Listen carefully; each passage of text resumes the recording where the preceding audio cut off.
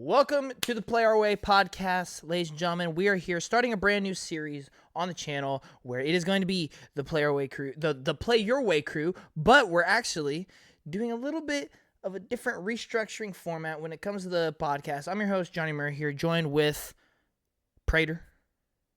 Yo, curveball. And Axew.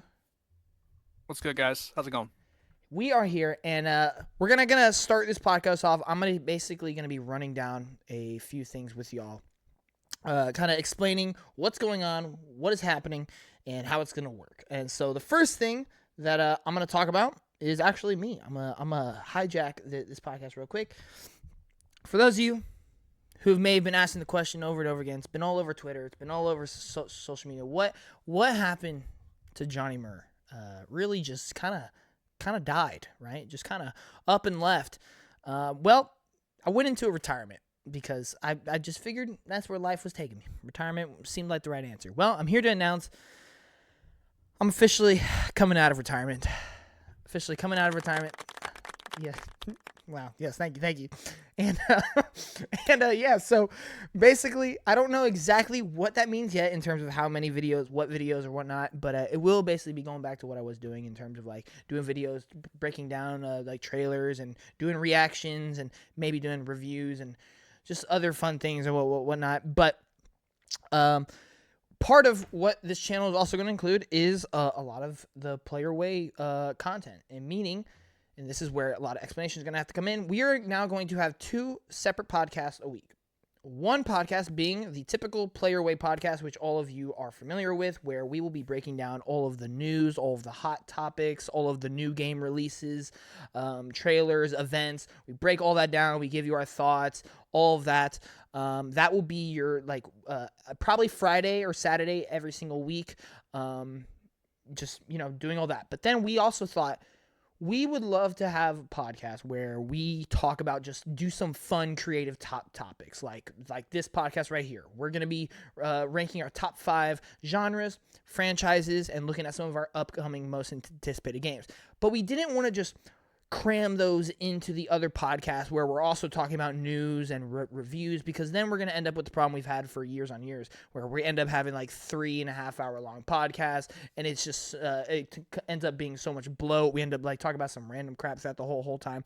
So we want to have it more condensed, more focused podcast, but give us more capability and freedom, flexibility to do more fun, creative things, whether that be, I know Austin's brought up like some of the ideas of like doing a hot takes podcast.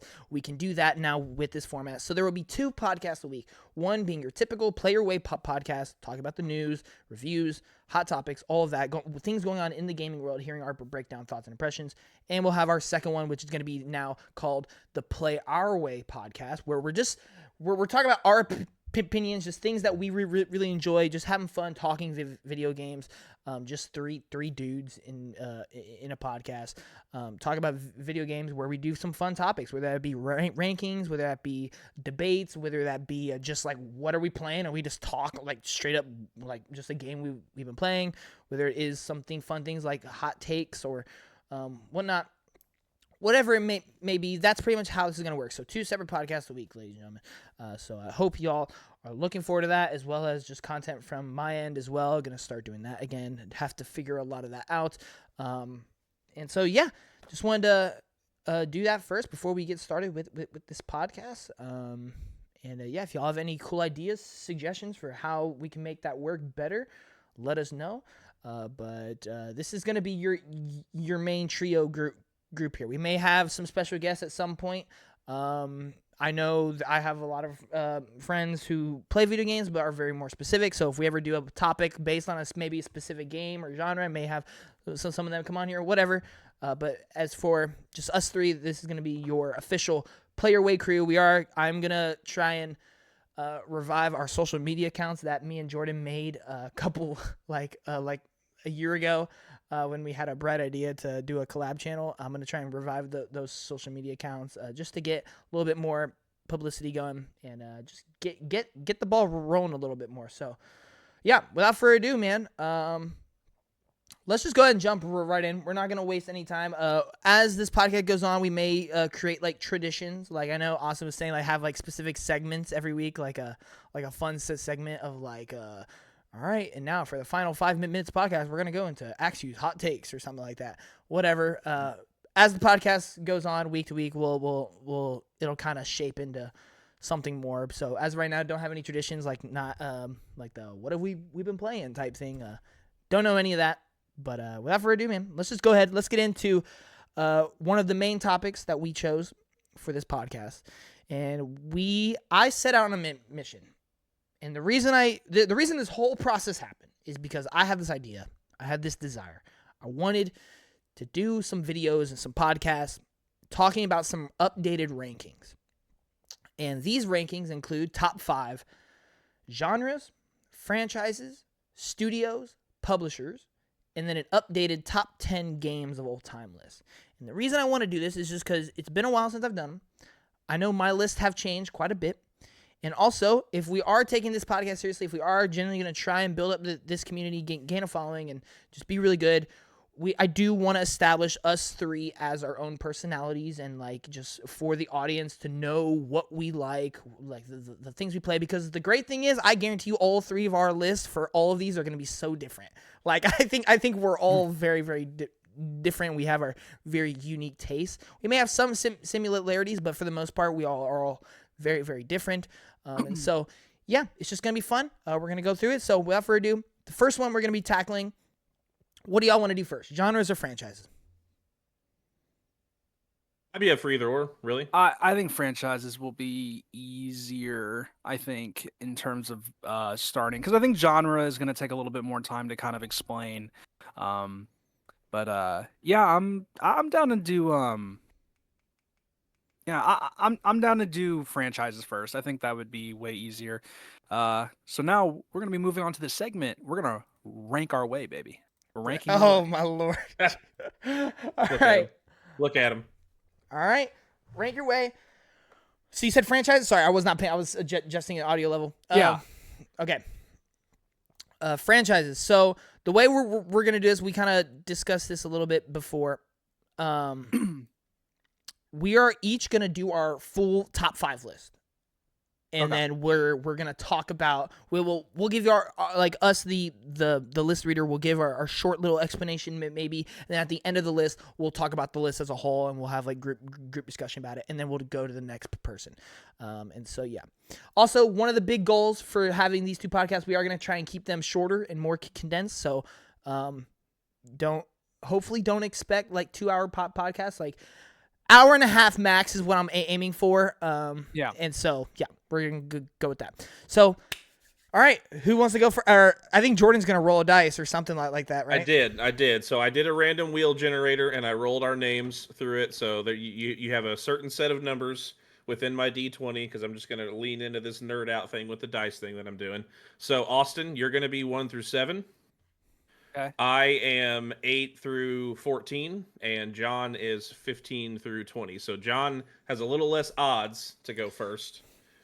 But you know that's the number 20 for you. You know what's funny? Watch him still go first. Yeah, I'm still gonna go first. Yeah. And it's gonna be Austin's first. Okay. And franchise. then All right. And then me. So you're actually last today, John. Okay, wow, the odds actually like statistically work. That's crazy. So you're actually last today, John. Yeah. Okay. Hey, so are we gonna do franchise, and then studio? No. Or no. We'll or genre. Are we gonna do 5? No, Jordan. We're only doing 2 of the top 5 today. Correct, but are you doing both of your top 5 lists, or are you doing your top 5, my top 5, John's top 5, and then your top 5 on top? Because there's 2 lists. I feel like it'd make more sense that way. Like we should all stay on the same like topic. Yes. You know. Yeah. Okay, that's just the part I wanted to clear up. Yep. All parts we can edit out. Yes. Yeah, you're right. Have you been doing much editing? Actually, I to be honest, I've haven't not. watched the full pod Absolutely yet, not. so. I just upload the raw file. Just the raw file, dude. Yep. That's tough. Man. That's tough. We're doing it live. It will change though. It will change now. It will change. But All right, so Austin, let's get going with your top 5 franchises. This is our updated 2026, or I guess really updated 2025 ranking, like because 2026 could change these rankings. So I would, but just updated 2026 top 5 franchises for Axew. Let's go. Okay, so how And do if you we're want me doing to do honorable this? mention, Like, if we're doing honorable mentions, do them before your list. I don't think I have any honorable mention. 'Kay. Like, I think these are like the definitive top 5 for me. Okay. Now, do you want me to just go through all of them, and or like, do you want me to kind of like I can shortly explain these? Like, Yeah. I really don't need a lot to say on these. Yeah. You Okay. you do whatever you want, whatever you feel satisfied with. Okay. So, Play our way. top 5 franchises for Axew. What are the franchises, the top 5 that resonate with me the most? This was kind of easy for me because I kind of looked at it as what are the franchises that have brought the most joy to me and I've played the most of. I think that's something that everyone has to have with a franchise is when you love a franchise so much, you try so much of it. And to me, these are the 5 that stick out. So at number 5 came in a little later in my life. This was never a franchise that was in my top 5, but after playing so many of the games and getting caught up with the franchise, I have the Resident Evil franchise at number 5. I love Resident Evil. I love, Resident Evil 4 remake. It's one of my favorite games of all time. I think it's a masterpiece. Resident Evil 2 remake is phenomenal. I just finished Requiem. I absolutely adored it and loved it. 3 remake I really enjoyed, despite I know it's a little controversial, but I love it, and I've watched 7 and 8. They are games I do want to get to at some point. It's just so many games that I want to play. It's kind of hard to do all that. But I love Resident Evil, and I'm always down to, at this point, play anything when it comes to Resident Evil. So that is at number 5 for me. Cool. Number 4, self-explanatory. John's gonna know. It is Super Smash Brothers as a series. Yeah. I have a disgusting amount of hours in Smash Brothers Ultimate. I'll beat it with Pacopia. No, I'm just joking. Hey, if you want to get over 6,000 hours, be my guest. No, that ain't so, but that's not even including every other Switch that I played on. But Smash Brothers has been a franchise that I've stuck with. Specifically with Ultimate is when I picked it up competitively and I was playing in tournaments. I also love all the older iterations, Smash 64, Melee, Brawl. Smash 4 I liked for the time, but it was a game that, looking back at it, I don't enjoy as much, just because I think I enjoy Ultimate so much more. But my childhood nostalgia, while also Ultimate being the game I have the most amount of hours in out of any game, is why it is at number 4 for me. And I think the quality just speaks for itself. And I hope we get a Smash 6. I do think we will, but it's like, oh man, I can't imagine a world without having another like Smash Brothers game. Yeah. It would kind of hurt my soul. It'll be but so that's interesting why...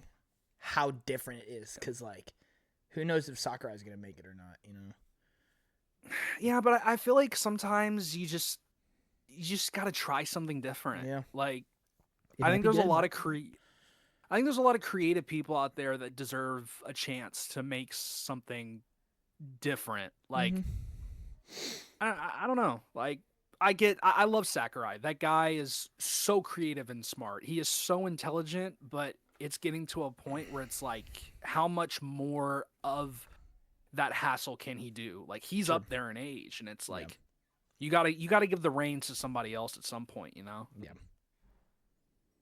Yeah. Okay. Number 3. This is usually this is a toss up, because number 2 and number 3 could go to either of these two franchises. I think the only reason the franchise above it at number 2 goes above this one is just because of the quality of the games. Because I love the world and characters of my number 3, but I think what it comes down to is with these franchises, I love everything about them. I just think the games are weaker than the second one. My third favorite franchise is the Sonic the Hedgehog franchise. I absolutely love Sonic. And I know this is going to probably be very contradict my statement on, you know, my number 2 franchise, and that's what I'm saying. These two will literally flip on different days. But I will say, I wish, you know, the Sonic the Hedgehog franchise was more popular. I wish it was on the popularity of my number 2. I honestly at times wish it, like, these two franchises switch places. And I Sonic has been getting a lot better as a franchise with games and everything, and I'm glad to see him finally get the respect that he deserves, and the devs actually taking time to focus on making the games better. But I love the world, the characters, specifically the characters. They're just so fun, and the concepts of these literal animals that just run super fast, and some of their stories that are so simple but so well rounded at times. And some of my favorite games being like Sonic Unleashed, Sonic X Shadow Generations. Those games speak to my heart, and it's one of the big, like, just some of the few reasons why I love the Sonic the Hedgehog franchise. So that's at my number 3. All right. Number 2 is the Mario franchise. Who doesn't love Mario? Wahoo! Mario is just I've been a sucker for Mario. Mario and Sonic were the 2 franchises that I grew up with as a kid. My mom and my dad spoiled me with both of them, and you're probably going to be like, oh, wow, then why would they not be number 1? Well, my number 1 just kind of over time became my favorite. When I see the number 1 show off their next thing, I'm there. Like, I'm always trying to figure out, you know, what's new about it. I'm always trying to just be on top of anything with that franchise. But Mario, I love Mario. I love the characters. I love the world. I love the games. There's so many games from the Mario franchise that I love. Like, there's so many good games. Like, it is, I would dare even say, the most consistent video game franchise ever. I mean, it's really hard to sit there and be like, it's a good argument. hey, this Mario game sucks. Like, you're at least getting, most of the time, you're at least getting an 8 out of 10 product. Which, like, a lot of the times, like, you will have fumbles, you will have misses, but, like, even some people that would consider some Mario games being misses, I would argue he has no misses. They're just not anywhere close to the peaks that he has. And just for clarification, peaks, is this including like spin-offs? Oh man, because no, there definitely have been misses in terms of spin-offs. Yeah, but I think for me, I'm mostly looking at like mainline for this. Yeah, because I was like, I would like, if I was to put like something on my list, I would put like Mario Sports as like a franchise, and then like Mario Parties separate, Mario Kart separate, Mario and Luigi separate. You know, like, yeah, that's my thing. Is there's just too much in that. Like, if there wasn't so many entries, then I would consider it within that wheelhouse, but. Regardless, like, so you're talking like 2D, 3D mainline games, pretty much right here. Yes, okay. Just the mainline specifically. Cool. So yeah, Mario's on my number 2. Love him. Love it. I hope we get a new 3D Mario this year, please. Nintendo, I love you. Please. It happened. Listen, I'm gonna tell you right now, fellas, just real quick. I've said it before and I'll say it again. If Mario Galaxy 3 ever gets announced, I will scream and then I will cry. That is my pipe dream video game. I think I might cry for that too. Like, that's like That's childhood right there. Well, Agreed. If Galaxy 3 gets announced, I'll make you scream and I'll make you cry. that it is what Not it sure is. how yet. But You get to decide. my number one franchise that has made me scream on multiple occasions every time I see the name of the studio, I see what comes up, I see the characters that I love, the music that I love, the stories that have this franchise have created, and has made me cry because I remember when I put you on this. This is crazy. It's so funny. It's a beautiful story of this franchise that I never knew anything about. And John introduced me and just told me, hey, you should try out a game. Just try this out and see how you feel about it. And ever since I tried it, one of them became my third favorite game of all time. It was literally Still a thing is to of this like, day. I was like, it was during the time when like Austin was trying to get more into games, and like I was trying to like figure out like what kind of games he likes, and I realized he likes a lot of Japanese games, and he likes the certain company, and he likes like kind of goofy in a sense, like a lot of humor and just absolutely chaos, like action pack. And so I was like, I feel like he would really like this game, and so I told him to try it, and then well, now here you go. And it was on Game Pass, so he just like tried it, and yeah. Yep. And now I own that game physically. So it's awesome. Yeah. So yes, my number one favorite franchise of all time is Yakuza / Like a Dragon. I adore Yakuza. There is so many words I could say about this franchise that I love. A lot of things that I will do that I'm not ashamed of. And what I mean by that is I am known because I truly believe this is one of the most underrated JRPGs ever. And I will stand on that. I agree with this. Because I think the issue with these games are just they're not like JRPG enough. They don't have the look of what I feel like most people are looking for. But in terms of if you want games in this franchise that have some of the best stories you could ask for, some of the greatest characters, not in terms of looks, but I'm talking in terms of like character roles, personalities, the overarching story of combining, like, oh my gosh, like this guy on my shirt is everything that I love about video game characters. I cannot get over playing Yakuza 7 or Yakuza Like a Dragon for the first time, and it is still to this day my favorite like story in gaming. I don't think it is personally one of the greatest stories ever told, but I do think it is a phenomenal story. It has just connected with it. Well, yeah, and it's like it truly is just amazing. I'm constantly excited for anything within this franchise.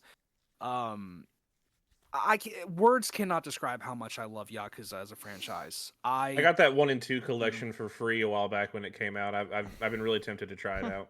Mm-hmm. Kiwami 1 and 2? Yeah. My one thing that I always just want people to try at least is I at least want people to try Yakuza 7. That's like my one thing that I would always hope for. And Infinite Wealth is great. Like it's also, I love that game. It's for me that was like a 9 out of 10 for me. It wasn't a 10, but I just think Yakuza 7 I think has worse gameplay than Infinite Wealth in terms of the turn-based combat, which is still great. I just think they innovated better in Yakuza 8. Let's say I wouldn't phrase it as like 7 has worse gameplay. I think 8 just has better. Like well, yeah, like 8 had it innovated on that combat. Yeah. But the story of 7 is it is special. And these characters, including Ichiban, is one of, in my opinion, one of the best characters. Just there, it is impossible to hate this guy on my shirt. Like, if you don't like this character, I don't like you. I think something's wrong with you. Oh. No, I'm kidding. Play our But, way, like, guys. This Play your is way. why it isn't play your way. This is play our way. All right. yeah. But no, I love Yakuza, and no matter what they announce next, whether it be a spin-off of, the Yakuza franchise, whether it's just in that world, and I'm excited for it no matter what. I still want a Yakuza fighting game. I think that'd be awesome. I just don't think they'd ever do it. Dude, and they gotta have him at least as a guest character in Virtua Fighter 6. Like they gotta. No, because they don't fight women. Oh, That's the main reason why because they considered they've literally considered Kiryu for Smash Brothers. They didn't put it in, or Nintendo went to Sega to get Kiryu, and they said the director said literally Kiryu doesn't fight women, so they can't. And then I said Kiryu should have been. I said Kiryu should have been in Tekken because Tekken and Infinite Wealth released the exact same day. Yeah. He should be in that game just off of that alone, in my opinion, because I just think it makes sense for a crossover. But once again, I think the same issue kind of arose. It's crazy. But I love Yakuza. I love it. Cool. It's everything to me. Cool. So I'm excited for anything else that comes out. Full list. Yeah. That's my top 5 franchises. Thank you. From knowing Austin for so long, it's a very Austin list, and that's a good thing. It's a very good thing. Right. Each of our lists should scream like us. That's the thing is. So, well, it also just makes sense to me what I like. Like I said, a lot of these are because I played the most amount of games within it, but I think that just shows how much you love a franchise. Yeah. So, all right, sure. Jordan, let's get it. All right. This one, Jordan's can confuse it. I never know Jordan's list. Jordan always throws in some weird curveballs. I'm fun sometimes. First one is one that I was late to. If you have any honorable mentions, by the way, say them now. I do not. I do not have any. Well, there's probably some that I could throw in there, but I just wanted to leave all of mine to just the lists. John's the only one that's going to have honorable mentions. I just wanted to try to stick it to just the list purposely, just for the sake of I don't know, not really restricting myself, but just disciplining myself to just have my list so I'm not torn. Sure. So just being decisive, you know what I mean? So, and honestly, if I were to sit and think harder and harder, these might even change in a week. Who knows? Sure. But we're gonna start with my number 5 again, one that I was late to. But one that I am so glad that I finally picked up because it's made its way into my top 5 now, and it's Slime Rancher. No, I'm just kidding. It is Christian. Wouldn't that be wild? No, it's Mass Effect. Oh, nice. Yeah, Mass Effect. I know there's tons of people that would put 2 as the top one, and 2 probably would be my favorite as an overall experience. Yeah. But if you actually sit and play through one solid playthrough experience, 3 is still really good. 3 is so good. Once you actually get there, a couple parts small features and stuff that they kind of missed out, but they had to make it bigger. They had to make the threat of it being around it, and I don't know. It's just really cool. The fact that it could kind of go sort of so many different ways based off of your team and who can survive and who there things happen within the other games based off of the results of the other games, and I just thought they did a really good job of doing that. Not that it's never happened in games before, but Mass Effect did a really good job of making an emotional connection to the decisions that you made when you went on to the other game. When I was in 3 and the 2 members that I had lost throughout that part, that were supposed to be in there, when I found out they had scenes and they were gone, that hurt. You know what I mean? So yeah, Mass Effect's gonna make its way into my top 5 at number 5. Dude, I thought about this. I thought once I finally go through and play all the Mass Effects, we need to do one of these podcasts. We need to have my sister on as a special guest, and we need to talk about just Mass Effect. I wouldn't mind kind of playing them again, honestly. Man, so it'd be fun. It'd be awesome. We could do that. Yeah. So moving right along, this is one little kind of, I don't know, maybe not controversial for some, but throw it into a top 5. There might be some that might find it kind of not respectful, but these are some of my favorite games that I ever play. I see where this is going. So at number 4, I'm throwing in the Spider-Man franchise. Oh. Spider-Man 2018, Miles Morales, Spider-Man 2. Yeah. They're the only 3 games that I fully platinumed on PlayStation. How is that controversial? And well, you know, some people are, you know, being like a mass-produced game, Sony, et cetera, et cetera. All the leaks Blood had and the Mario cancellations on his with list. like the multiplayers and stuff. I know, but you know, there are some people that think, you know, like Spider-Man making its way into all these franchises that exist. But you know, yeah, it's my list, so. Because it's like he's not really like a video game franchise, but like no. he's got, you know, just the who Insomniac cares, man? Spider-Man franchise, bro. Like, come I on. don't care. That's why y'all are the ones like, what do you mean Play it's away. controversial? Play away. You eventually came to your own conclusion once you thought about it for a second. Anyway, so Spider-Man franchise. You know what I think? You know what I think? I don't. Approved. Hey. Austin's yeah, our love the dude. soundboard guy. Love the dude. Got a whole section of him dedicated to it. I you know, Spider-Man's probably one of my favorite Dude, I have like Spider-Man right here superheroes just on my in shelf. general. I know it's kind of a stereotypical one. It was Stan Lee's favorite, you know, et cetera, et cetera. I don't care. Spider-Man's fun. I like Spider-Man. Tobey Maguire, you know, freaking Andrew Garfield, Tom Holland, you know, all bringing it to cinema. You know, freaking what's his name? Yuri doing the voice work for Peter in the first one. I missed the original face. Bring the original face back. It's never gonna happen. But yeah, the Spider-Man franchise making its way. I miss I watched gameplay, like old gameplay, a while back because I was like, you know, maybe it actually was an improvement. It's not. The original face is still so much better. It looks better in 2 than it does in remaster. But anyway, yeah. So moving on to a classic here. This is one of the ground roots. Is where we're finally working in now. Probably the only ground root franchise that I have here because of where the other ones have gone. Working its way in number 3 is going to be the Halo franchise. Wow. Okay. Yeah, Halo 3 and 4 definitely being my favorite of the series. You know, for obvious reasons for most, the multiplayer era. The story modes for 3 and 4, I don't care what anybody says. 4's story is just as good as 3's in parts of it because of the connection that you have with Cortana and what happens to that relationship.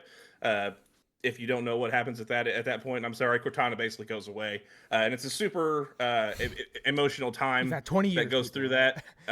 20, hey, figure it out. You know what I mean? Beating Halo 3 on Legendary solo by myself was one of the biggest accomplishments like I had in high school. Just to myself, just sitting there getting mad over and over again, fighting through that flood shit. Bro, Halo's hard. That was the hardest. Some of them were. Dude, like I remember struggling in now, Infinite, dude. Like I really even now, actually, me and my uncle are trying to go through the Master Chief Collection. We've only made it through the first like 2-3 levels of Halo 1 on Legendary. Like it's actually kind of tough. Beefy. Yeah, it's beefier than I remember it being. Yeah, I remember I was playing the Infinite campaign. I'm not a campaign guy with the multiplayer shooters. I never really was growing up, like especially with like Call of Duty when I'd play Black Ops 2 specifically. Yeah. I was mostly multiplayer and zombies, but like campaign, I guess it felt more fun like going against people that I actually like, you know, were real people. Mm-hmm. It depended on the game of the Call of Duty for the campaign for me. I enjoyed all of the Modern Warfares. I liked the Black Ops ones. I really liked Advanced Warfare's story. I still think Advanced Warfare has some of the best cinematic and gameplay moments. Dude, hands World down. War II is my favorite. I love World War II. See, that's one I've never played actually. Not even the multiplayer. Oh man. Didn't play the multiplayer or the story mode on WW2.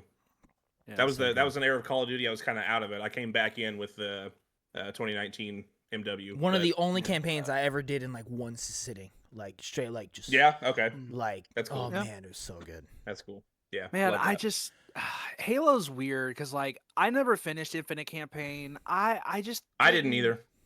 I didn't like. I liked the story. I just didn't really like all the traveling. I guess for me, like it just didn't feel as interesting. And I'd like to try it again, like a little bit later to see if it hits a little better now. But it is, it is pretty hard, dude. Yeah, cool. But it's like you get shot like twice and you're dead. Yeah. And there's no like dodging or anything or like blocking, so you kind of just have to like eat it. You just have to like eat the shot, and it's tough. Sorry, I'm changing them. Oh, a little last minute change something else. adjustment. Different list. Oh, I okay. meant to put arrows. I swapped one earlier and forgot to write it Okay, down. Okay. Working into number 2 now. We're moving on from Master Chief, and we're moving Runner-up. into a bit more modern. Now, this one, I know. Oh, I know the last two. At least, I know the last two. Actually. at least in these circles, yeah, I feel like you guys will probably know what these last Yeah. two franchises are for me. But coming in number 2, the redhead herself, Horizon franchise. Gonna move it in there. Zero Dawn, Forbidden West, 2 of the most beautiful games that I've ever played. The voice acting in them is incredible. I'm gonna miss Lance Reddick. I'm really curious where they're gonna take his part in part 3 whenever they finish Aloy's story up. But Aloy's adventure has just been one of the most fun things that I've been a part of. Just the absolutely beautiful Decima engine that they build that world in. The glider that you get in 2, ripping off Tears of the Kingdom, don't care. One of the best traveling mechanics in games that I would love to have that glider in Zero Dawn. It's one of the best things about Forbidden West is wherever you are, you know what you can do? You can jump. You can run and jump off of something, and then you just get these amazing cinematic parts. It's all just flawless loading right into it. The gameplay is incredible. The combat is amazing. It's complex, but it's also not complex. Like you can play it rugged, you can play it real tactical. It doesn't have much, obviously like choice differences in things. More of a adventure game, obviously, than like an RPG style, but like it kind of gives the vibe of the gameplay that I still want. But yeah, Aloy's story and that whole world of Horizon is something I'm really looking forward to seeing how it finishes, and 2 games that I've played a handful of times and never get sick of. I almost thought about playing Forbidden West over again recently, actually, just for the sake of getting back in that world. So yeah, that's my number 2.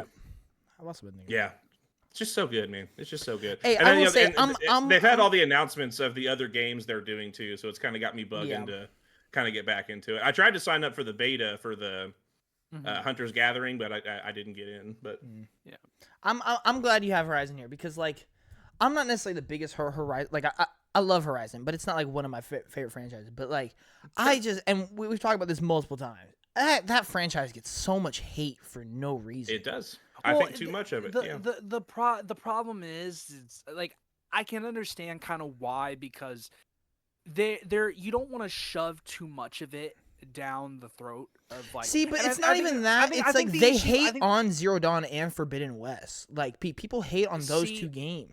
I think it's just because Sony messed up their pipeline so bad that they want other franchises, and it just feels like for a while like Horizon's been like the one they really, really want you to focus on right now. Yeah. Like, because we got a remaster, we got a multiplayer. We have 2 multiplayer games actually. There's PC just one only. Yeah, but then they'll go ahead and praise Last of Us. It's like, come on now. I mean, no one's praising all those remasters. Yeah, well. But yeah, I don't know. Time. But I'm glad many you times stand can on we play The business Last of Us with remaster? Horizon though. I'm glad you stand on business with it. Oh yeah. Horizon. Horizon's one of those ones that stands up for me. So it is overhated though, but I can see kind of why it's a little like you announced the third game, bro, it's up there for me. Like I'm super hype. Oh yeah. So yeah, but I'm honestly hoping the third game, even if it does happen, I'm hoping the third game happens under circumstances where I'll want to play it. Because I'm gonna be honest, if they replace the voice actors with AI, I'm not gonna play it. Oh, we should be good, bro. Yeah, so you should be hopefully. Just saying that was a huge thing with Aloy's voice actor and the gorilla stuff, but whatever. Maybe they scrubbed all that. Maybe Asha Sharma will voice her. Yeah, the Xbox CEO. Yep, AI. Yeah.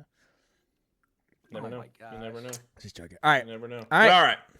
Numero uno. All right. Probably not very specific on. I like how he's leaning. I like. This is probably a franchise that for Some you'd have to really get down to the nitty gritty of like who is Prater really. Mhm. When I play games like Farming Simulator, they just really connect me with the earth. Sorry, that's twice now I've tried to make that joke. It's not funny. It's not funny. I know. I know it's not funny. All right, yeah. So I did sort of generically say Final Fantasy because I like other Final Fantasies. I really like 15. I like 16.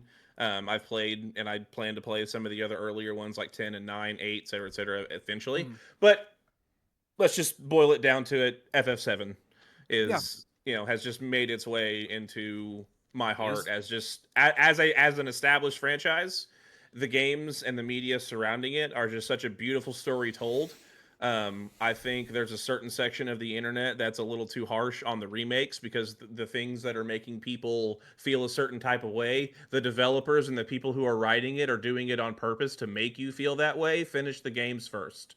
Um, but it's just such a good story told. And again, it's one of those ones which I don't know if anybody saw my tweet the other day, but Yeah, like I did. OG FF7 fans are like some of the people that I am the most jealous of because I love that franchise so much, but I don't feel like I'm allowed to Mm. because of I see the passion behind the people who have liked that game since 97 and it brings literal tears to their eyes just to see like Midgar be like a skybox. Just to Mhm. see a detailed skybox to Midgar brings these people to tears. Like to me it was just like, oh, this is cool. See, But like to others, they've got this connection. But because I've grown to love it so much, it's one of those things that like I wish I cried for other reasons besides just how beautiful the story is told. But that yeah, is like a really like because I've yet to experience that where like a game that I grew up like in my childhood gets a remake and like just seeing it fully like real like I can't think of a game that I've yeah. had that with, to be honest. And there's probably not and there's probably not one like obviously like Fable had the anniversary edition where like it looked cool and that was really cool to see that done like 10 years later. Yeah. But like it wasn't quite the same. It wasn't this like huge kind of complex story that was like it was basically a reskin of it doing the same thing. Like it just looked better. And they changed some of the mechanics of it, but essentially they kind of one for one it. Whereas like, here we are 20 5 years later and we've brought this game that's remake is the first hour and a half of the original game, but it's a 30-hour experience. Mm. Like they brought it to such vivid life that like I'm never going to be able to experience that like someone who played it Yeah. back then. But Yeah. I want everyone to know who may talk to me at some point. I'm doing my best to feel the best I can about it because I do love this series. I really like how it's written. I like the attitude, like behind like the way they're taking the game and the conspiracies behind like what's what. I like that they're flipping stuff on its head, or that by the end of it, it's just going to be one for one. It was just kind of told a little differently. Yeah. So I don't know. So, but yeah, for me, FF7 seals its way right into my number one spot. Yeah. Awesome. I know Austin's looking up remakes right now. Like the only one I could really think of is like Dead Space for me. Like I remember like playing the remake, I'm like, oh dude, this scene, like, man, it looks so good. But like even then, like graphics were pretty good when Dead Space came out, so it's not like I'm seeing like a Dead Space full wasn't- like completely new perspective on the game. It's just like Dead Space actually looked really good compared like kind of beyond other games when it came out. Oh, compared yeah, to other dude. titles. Like Yeah. Dead Space looked great for its time period because I remember my uncle getting those games and I was buying those for him as like I wasn't old enough to buy them, but I remember like going and getting those games for him for like birthday gifts and Yeah. stuff, and how like watching him play those games, like, man, these things are awesome. Yeah.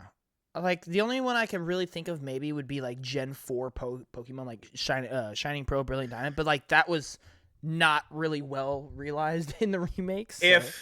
If they actually, which I mean, it would never happen, but I mean, I guess if they did like a fleshed out Gen 1, Gen 2 Pokemon that was like just this, which, I mean, Let's Go it's nothing Pikachu they and would do Eevee is to- Kanto, like, but it's not like battling, you know.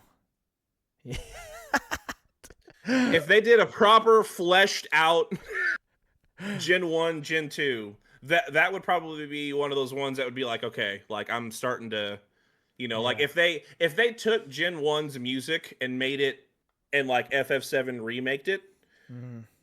in a game, I could only imagine. But you know, obviously that's I don't think they would ever take that creative direction with Pokemon. So, you know, that's not something that I would ever see come to fruition, but you know, Like I can't that's probably one that imagine. I would probably connect to. I can't imagine people who played Demon Souls when it first came out, when they played the remake. Like, Maybe Mega Man 'cause Legends. I was jaw dropped when I saw Demon Souls on PS5, but I never played Demon Souls originally. So Yeah. like, I can't imagine people who did play Demon Souls when it originally came out just seeing that, being like, "Oh my goodness," like, Right. wow. But Right. But anyway, Yeah, you know, this has taught me that I don't play enough old games yeah, because we're not old enough. Well, I mean, who's to say we can't go back? You know, speak but, for like, yourself. I can't, like, because the main way I've experienced like games are through remakes. So it's like none of these like Yeah, I would. If you've never played any of the original Resident Evils, Austin, I highly recommend you try. I maybe I highly recommend you try, especially 2 and 3. see one is And that's just my personal take. yeah. One is one I didn't like to play back then. I loved 2 and 3. 3 was my favorite. That's why the remake three, is like. I definitely want That's to try why. 3. That's why Like, the 3 remake is like. Because the yeah, original. well, there's so much cut content from the game. There is, dude. Like there is. I remember my girlfriend was looking at a video of like best moments in Resident Evil and like looking at the All old stuff one, we can like, cut, John. like literally, I think Jill at some point goes to the RPD building. I do not remember that in 3 remake. I don't think. Dude, even- if you get Wait, a chance to what? She went to RPD? Yeah, apparently she's at the RPD police department at Dude, some point. get PS Plus Premium, download Nemesis, and try it. I'm serious. Just do it. Oh, it is on PS, dude. It is. Yeah.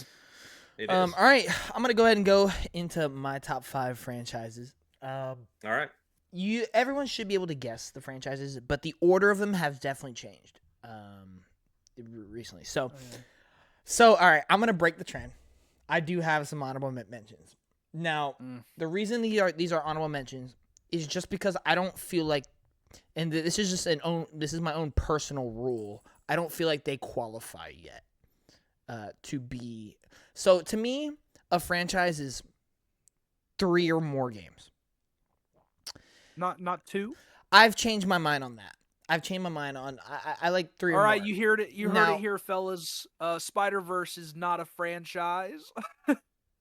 Well, that's just Spider-Man. That's just Spider-Man. Well, yeah. That's like a movie series. Is the Spider-Verse movies? Well, yeah, but- but I'm just saying, like, if you got 2, nope, you ain't a franchise. Yeah, no, I would say 3 or more, but that can be spin-off though. So like for Horizon, like I count that because Horizon has like multiple games, even though there's only like 2 mainline. Well, and AAA the ones. third one's confirmed too with Right. Horizon. So I mean, So for me, I have the Ghost franchise, Ghost of Tsushima, Ghost of Yote, and so I just don't see that in my own head. I don't see it as a franchise yet. Yeah, that's just a completely personal thing. So that's why it's not my ranking. And then also Death Stranding. I have Death Stranding on there just because I don't see it as a franchise yet. I see it as an IP, but not like a full-on franchise. I'm ready to see where all those media, like creative projects go with like the anime, Yes. the movie, the TV show, like all that stuff they're doing. Like 3 creative. See, I would like, even count written that as projects. like if a movie for Death Stranding comes out, then I would start to consider it for franchise, just because. Yeah, Like, as well, right now, you it's know, just FF7 two too. Like games, you know, it's obviously FF7 has multiple games, but there's added Right. children too. So Right, and there's things so much. beefing out that lore. Yeah. Yeah. Now, and then my last honorable mention, it's my, like, if this was technically a franchise, it would probably be number 1, to be honest with you. But the problem is it's not actually a franchise. So that's why I didn't include it, because it's a little tough. Although, after you saying FF7, it kind of made me think I probably could do it, but I still don't like it. This is the Remedyverse. This is the Control / Alan Wake games, right? So because they are a shared connected universe, but Alan Wake in and of itself only has 2 games. Control only has 1 with 2 coming out. And it's like the magic, part of the magic of those games is the fact that they are in the same universe. So they are the same franchise, but they are different also. So I just put the Remedyverse, so it's not actually a franchise, but I like, in terms of like a series of games, this would be like my number 1, to be honest with you. Like there was no world I'm more invested in than the Remedyverse right now. And so that's what I would say. So those are my honorable mentions, just because they're a little bit like weird qualifications behind them. But now going into my actual list, kicking off number 5. Actually, do I have another one down here? This is going to be the Splinter Cell franchise, the Tom Clancy Splinter Cell franchise. Y'all know how much I've wanted Splinter Cell to come back. This will always be my most requested franchise to come back ever. Good luck, buddy. Yeah, it's not gonna happen. Unfortunately, if that IP just wasn't owned by literally the worst video game company right now, maybe I would have some confidence we'll actually get that remake. Yeah. I do. I love Splinter Cell. It's just so cool. Like it's just such a cool franchise. Like I love Sam Fisher. He is the John Wick of video games. Like I would say even more than like Solid Snake. Like Solid Snake's more like stealthiness. Like John Wick will literally just like, man, he'll just do some crazy moves on you. Like he's just like, sometimes he goes in sneakily, but a lot of times he's going in with like knives and guns, and he's just like doing these super cool stunts and action set pieces, sequences, and man, it's so good. So I do love Splinter Cell, and that is going to be my number 5. My number 4, this one moved down quite a bit due to a recent release that I still enjoyed, but it definitely didn't hit the way I wanted it to, and that is Metroid. I adore Metroid Dread. It is one of my favorite games of all time, and I love Metroidvanias. You'll hear about more of that later, and I really do love Metroid Prime 1 as well. And I've played I've played a little bit of some of the other Metroids, like Samus Returns, Fusion, and just Super Metroid, of course, classic. So I do love Metroid a lot. Metroid Prime 4 did make me realize that like, just because it's Metroid doesn't mean I'm gonna automatically adore it. But I still really did enjoy the game. I didn't love it enough to finish it, honestly. And so, but yeah, it did move down a little bit, but Samus is one of my favorite characters. Like it's for sure, just one of my favorite franchises. Like if a new game's announced, it's still going to be one of my most anticipated games, regardless of Prime 4. And so, I will say I definitely do like the 2Ds more than the 3Ds. I will say that. But I still like them all. But hey, Nintendo, hear me out, man. Prime 5, do it anyways. I agree. Stop trying. Just because Breath of the Wild was such a big hit doesn't mean every single game needs to follow that formula. That's why your games are getting, like, the next installment is becoming the worst. Is because you're trying to follow the Breath of the Wild formula. Yes. Metroid does not need temples in a sand desert. They don't need them. Yes, I agree. It just, like, what are we doing? Yep, I completely agree. So yeah, that's gonna come in at number 4. Now entering the top 3. Yeah, this is all pretty self-explanatory to me. Number 3. I think I know what number 1 is. And then okay. I mean, number 1 has stayed the same my whole life, so I don't know. Yeah. Okay. Yeah. Number 3 though is going to be Resident Evil. Yes, I have. In the past 3 years, my love for Capcom has gotten kind of obnoxious, to be honest. Like I absolutely adore Capcom, to the point where I've thought about decorating my whole room Capcom.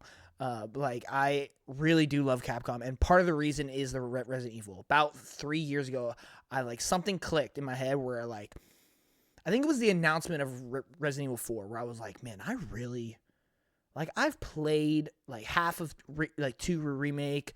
I've like tried 7, but I'm like, man, I really need to like play Resident Evil. Like, let me give these games like an actual shot. And this is all like I played all these like before Ghost of Tsushima happened. Obviously, we know that whole transformation. And so going back to these games, I started playing them, and I started 2 remake, and the next thing you know, I had 2 and 3 remake beat like within like 3 days of each other. And then I went and I played 4 remake and absolutely loved that. And then I played 7 and I played 8, and I was just like, holy crap. I actually like adore all these games, and then 9 just came out. Absolutely adored that. And I've been 5 and 6 have been the only ones I haven't played yet. I even went back and played 0 like a year and a half ago, and I really enjoyed that one too. So Resident Evil is just one that like that is a franchise I want at some point to play like every game. Definitely like, Revelations and Code Veronica. Like classics and remakes.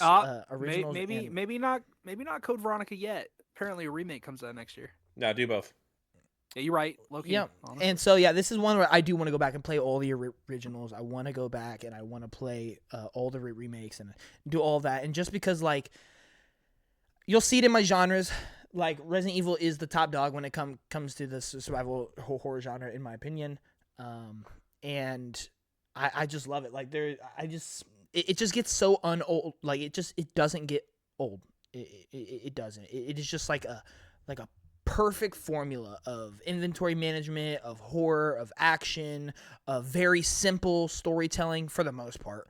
It definitely gets weird and wacky, but yeah, once you hit 7, it's like, oh man, there's a lot of crazy stuff going on. And then there's just so many iconic characters, so many iconic locations. Like it really just is like the survival horror franchise, and it is Capcom's debatably their flagship franchise, probably, at least for the hardcore gamer. And so, yeah, Resident Evil comes in at number 3.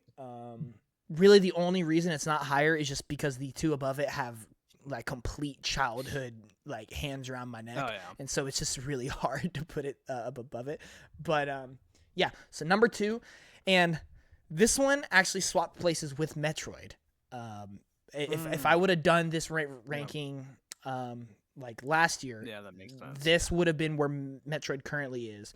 And this is also very much due to very recent events, and that is Pokemon. Pokemon is my number 2. Okay. That I was not expecting. What were you thinking? I thought that was number 1. No. Oh, okay. No. Never mind. Yeah. Pokemon, man, is, and I've definitely realized it with Pokopia. And it's not just because Pokopia, I think, is absolutely incredible. What Pokopia opened my eyes to is why I love Pokemon. And it was a thing that I've always known, but as we've talked about recently, and me and Austin talk about it a lot, reputation. Reputation does so much. And unfortunately, Pokemon's reputation over the past few years has continuously declined and declined because they just keep putting out average to below average games, sometimes with a little hint of a really fun game. Like, I love Pokemon Snap, but that's like so minuscule compared to the grand scheme of Pokemon. But as of recently with Pokopia, it made me like really reflect back on my time playing Diamond, Pearl, Platinum, on Soul Silver, Heart Gold, and I know this isn't a video game, but watching the Pokemon show as a child, playing Pokemon Snap, playing Pokemon Stadium, playing new Pokemon Snap, Pokken Tournament, Poke Park. The list goes on and on and on. And I've realized like, I mean, the game was so good, they built the show off the game, not the other way around. Yeah, so. Exactly. And Pokopia, while in and of itself, Pokopia will go down as probably one of my favorite games ever at this point. Like, it's made me, it reminded me what makes Pokemon so special when it's done right. Not that like, not that like, oh, now it's good, so it'll be my favorite. It's just like, I just kind of forgot. Like I forgot, like it's brought out like Pokopia brought out the inner child in me, like truly. Like my mom was watching me play, and I got excited over something. I forget what it was, and she was like, she literally told me, you're so excited for this, and I'm like, I know. And she was like, it reminds me of you as a kid. I'm like, dude, that's what I feel like. It just brings out the like childhood, and so like with Pokopia, like it's kind of reminded me not only why I love Pokemon, but what makes Pokemon so special. And especially with the announcement of Gen 10, I have seen a lot of excitement for that, and it does look promising, and I actually am really excited for it. So honestly, I do think Pokemon is in a really good spot right now. I do think they have a bright future. Hopefully they can just execute. That's really all it comes down to. They just have to execute. Pokopia can't be their only shining star. Like they do have to deliver a good mainline game. Winds and Waves has to bring it. Yes, they really do. And it's really hard because I just think of all the spinoffs like I've talked about. Pokemon Snap, Pokemon Stadium, Pokken Tournament, Poke Park, the mainline games. And it's just like, wow, man, Pokemon really is such a majority of my life. And even with its bad reputation that it's had, usually anytime they announce a new game, like I'm always going to play it, and I'm always looking forward to it. And it is just because of my childhood, but also just there's something about Pokemon that's so specific about it that I love. A prime example for me, Sonic the Hedgehog. Yeah. Terrible reputation. Some of the worst games you'll ever play. And yet I still buy them and I play them. Mm-hmm. But he's been getting better. They're both Sonic and Pokemon in terms of games are on the incline. Like they're going up in terms of quality. Yes. We're not going down anymore. Yes. But like that's another franchise I love that I know has its flaws, but I'm still going to be there for day one of probably almost everything that they produce. Yes. So, yeah. And yeah, I think again, Pokopia, like in the sense of like making me realize why I love Pokemon. It's because of like kind of my review in the last podcast. I'm not really a fan of Animal Crossing. I like it, but it's not something I really care about in a sense. Minecraft, I've gone over that. Like I really have no interest in Minecraft anymore. Like all these things of what Pokopia is are things that I don't really care about in a sense. But the Pokemon aspect of it really made me fall in love with the game. And that's what was like, wow, Pokemon is something special when it's done right. And when it's actually used. Like, the people who made Pokopia, you could just see their love for Pokemon through the game. And it's just like, wow, like, man, I love Pokemon. Like, it's got me rewatching the TV show, like, right now. Like, literally now when I come home from work and I'm eating lunch, I'm watching the Pokemon show. Like, it really is. Like, I've even thought about going back and playing Sword and Shield and doing, like, even trying Scarlet and Violet again, just because, like, I'm just like, wow, dude, I love Pokemon right now. And it may just be a current mood thing because Pokopia, but I truly do think when Pokemon is done right, I think it is easily one of my favorite franchises. So, that comes in at number 2. Coming in number 1, it's been my number 1 franchise pretty much forever, and that is Uncharted. Uncharted is the childhood story game for me, and even to this current day, I will still stand on this. I know this is not agreed upon across like everyone, but I will stand on it. I do think 1 through 4 are masterpieces. I would not change a single thing about that whole franchise. Nathan Drake has my favorite character arc ever, and even some of the side characters have some of my favorite character arcs. If we want to talk about things that we love currently, like if we look back at like the Indiana Jones game and how our favorite parts of those games were the big set pieces, big action moments where you're sliding down a mountain with a giant boat and you're swinging on ropes, like, bro, Uncharted bred that into AAA video game. Like, Uncharted is the classic, the original, like, big blockbuster AAA game with big set pieces, big story moments, and just fun action, and that's what Uncharted is. And it truly is a thing of you just see this character go from so selfish, so young, so immature to this just so kind-hearted, responsible, emotional character to the end of his arc. And I love Uncharted. It was my like childhood for like it's the reason I got into like parkour and things like that. And man, it's just it's so fun. It's so fun. I love it so much.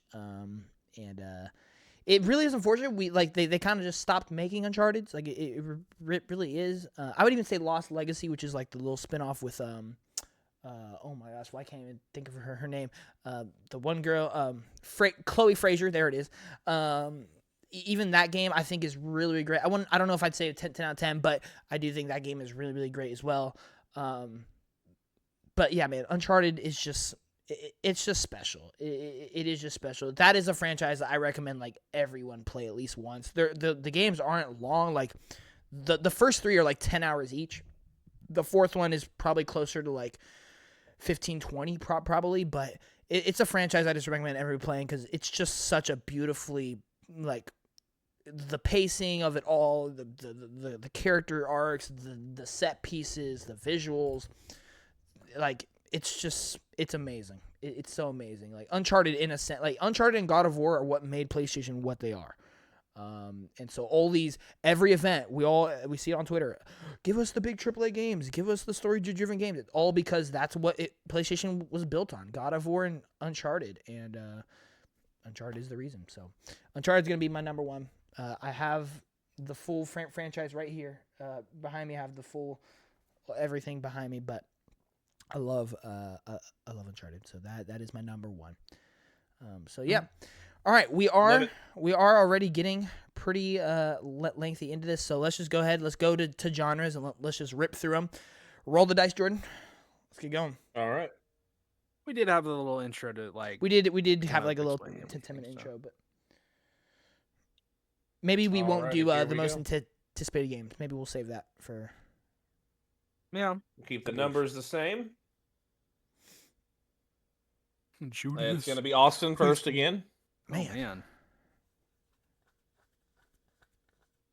And then John. Oh. Okay. That's good I get to because go last this that's time. good because Jordan's gonna be the most interesting one. he's gonna put open world RPG, open world action game, open world linear. Everything's gonna be open world. Stop it. All right, Hey, man. let's get it, Austin. It is what it is, you know. Oh man. All right. So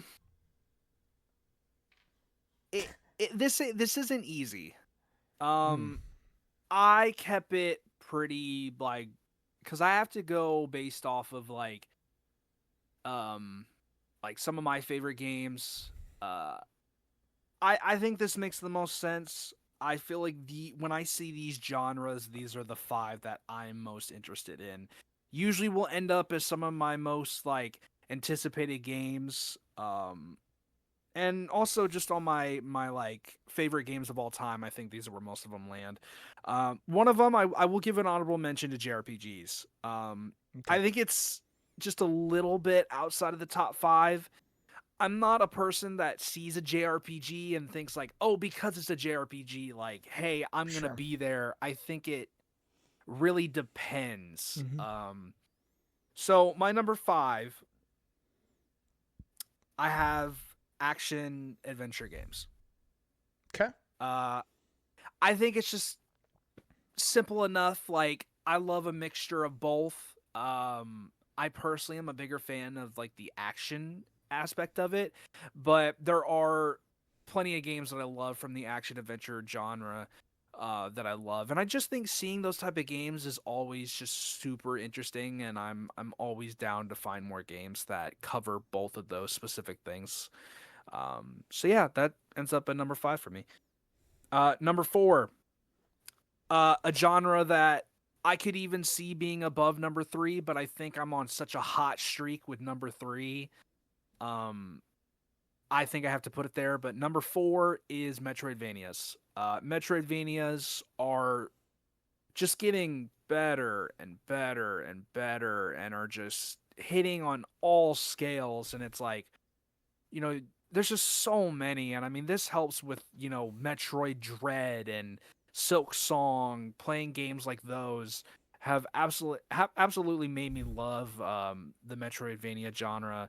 And there's so many more Metroidvanias I need to play too that I still have on my list. Like, I mean, also including Prince of Persia 2. Such a such an underrated game.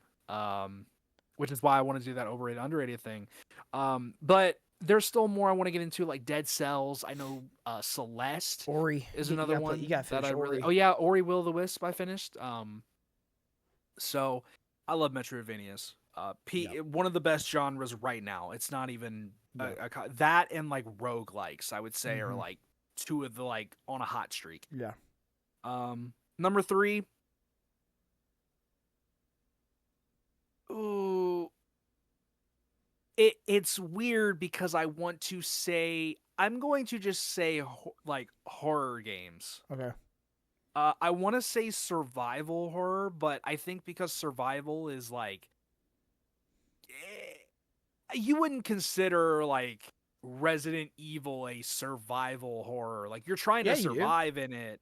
What would Because it's like item inventory management. It's like ammo management. You know, like you Okay. have to combine herbs to make like it is survival. Like Okay. well, Then survival I'm gonna horror is say separate. Like we're using survival in a different term than like Minecraft survival or like Ark survival. yeah. Those are like two different survival. Those are like just straight up survival games. Survival horror is like its own genre. Like it's like your Dead Space, your Silent Hill, your Resident Evil. Yeah, survival horror then Yeah. is my number 3. Yeah. I actually maybe horror games would be like your Five Nights at Freddy's, your like okay. Outlast kind of in a way, or You know what? You know what? I may have to change my Going to mind. Five Nights at Freddy's is your first horror You know what? choice. Then that changes everything. it was for just the me. first one that popped in my head. Okay. That's a choice. All right, I'm changing my answer. My number 3 is action games. Just straight up flipped a skirt. My number 3 is action games. I love me some action games specifically as well. We've got some hack and slash combat. I do just love action games though. Action games are great. I love just either beating people up, slashing people, doing whatever it takes. I love a lot of stuff happening on screen. I just love just all sorts of stuff like that. It was my number 2 because I was just a little like, I don't know how if survival horror is like separate. So now because of that, I will put survival horror games in number 2. Because every game that you mentioned, I absolutely adore. I loved Silent Hill F. Played it with my girlfriend. We love Resident Evil, Alan Wake as a franchise. survival horror. Dead Space. I need to go back and finish. Alan Wake 2, I absolutely loved. There's just so many good games. Chronos, survival. which I know you haven't played, but I have it. I just haven't got to it. But there's just so many games I want to play. Yeah. But what a phenomenal genre that's just getting better and better. Like, yes. And we have more getting... developers committing to it too, which is so great.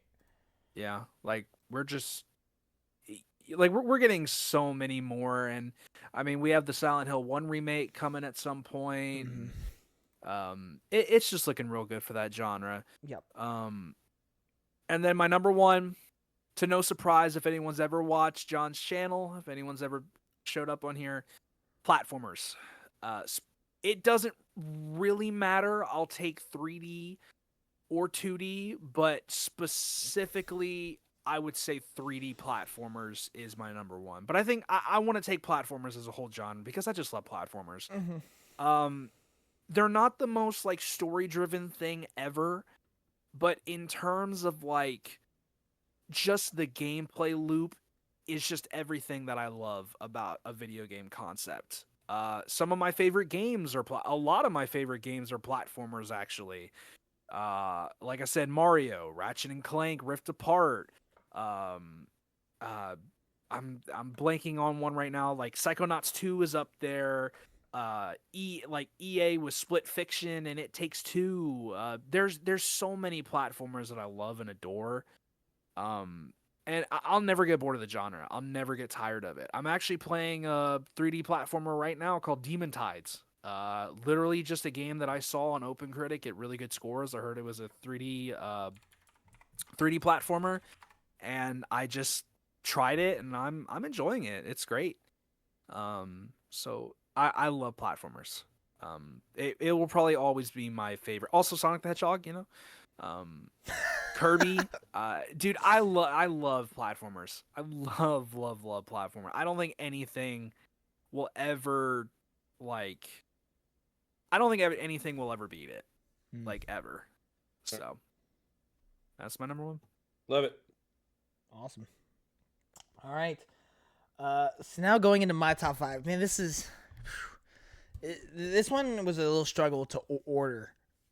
The order was a little hard. I mean, my number 1 and 2 were pretty well. My 1 for sure was locked, but I don't even know if I want to say my honorable mention, just because. Oh, an Astrobot. Just because I don't know, kind of like what Jordan said, like discipline for it. But I am gonna do my honorable mention. Yeah, I am. I do have action games as my honorable mention. And this is just straight action games, so not action adventure, not action RPG, just like straight up action games. So, and I think the reason I have like action here is I prefer when action game have something else to them. So like for instance, like Returnal, like it's one of my favorite games because of the roguelike element, not necessarily because it's just a straight up action game, even though the action is amazing. Something like Black Myth Wukong, like I see that more of an action adventure than I do just straight action game. So I don't know. I do love action. Like your like Doom, your Ninja Gaidens of the world. I just don't ever find those games end up being some of my favorite games of all time in a sense. I end up really loving them most of the time, and really enjoying them and being excited for them, but they're never like at the top of my list in any sense. Doom was an outlier. Like Doom Dark Ages, like I got way like kind of overly excited for that one in a sense because I've never been that hyped for like just a straight action game, but it is one that I just constantly, like very consistently enjoy, is what I would say. Yeah. I think it just comes down to like one of the main things is like what are some of your favorite games within that genre, and also like when you see that kind of genre, you're like, man, I really want to like try that, or see, like I you know. So that brings me to my number 5. So for my list, I got a little weird, and oh boy, I kind of created a genre here. I kind of created my own. Play Our Way, man. Jordan kind of inspired me. He was like, bro, play your way. And I'm like, you're right. So I was looking, and I'm like, man, what games right now would I say are like just like explain me and like what I want to play, what I'm into. When I see it, I'm like, ooh, I want to try that. And I look at recent games that I've absolutely loved. And there was one genre that does not really have a classification. People kind of just say and explain it the way they want to, and I'm like, okay, yes, this game is technically an action adventure game, but it is this category of game as well. Okay, yes, this game is like this, but it has this thing as well. So I came up with the genre, and I couldn't think of one word. The best word I could find to describe it would be methodical. But the thing I have written here is simulation / methodical. And what I mean by this is your Death Stranding of the world. This is your Pocopia of the world. This is your Neva of the world. This is your Pokemon Snap of the world. This is your Planet Coaster. And what I'm trying to get at is, and Austin kind of told me I should play a game called Cairn, which is a game where you're basically just climbing, from what I understand, right? And I thought about it. I'm like, I would probably really like that because I've grown into such of a lover of like one of my favorite parts of Death Stranding is literally just walking. Like I love walking in that game. And it's because I can just take my time and just be present in the game and just do like things, whether there's big action pieces or not. I am like managing my inventory as I'm walking, which is part of the simulation aspect of Death Stranding. Whether I am just building my town or building my park in Planet Coaster, it's something I could just kind of just get lost in. Just like I'm not like stressed. I'm not like at the edge of my seat. I'm not sweating. I'm just present in the game, just enjoying what it has to offer, playing at like my own pace, very methodically. Like Neva, yes, it's a side scroller, but like you're just like hopping around, you're watching these cutscenes, you're listening to music most of the time. Something like Planet of Lana, yeah, there is puzzles, but it is just you're kind of just slowly going through very methodically going through the game. Something like Blueprints, yeah, I know it's a roguelike, but it's like you're just reading most of the time. You're just like watching these weird cutscenes. You're kind of just exploring the house, putting all these pieces together. So I kind of created my own genre, and I think the best word to describe it would be methodical. Just these games that kind of are just very slow paced, take it at your own rate.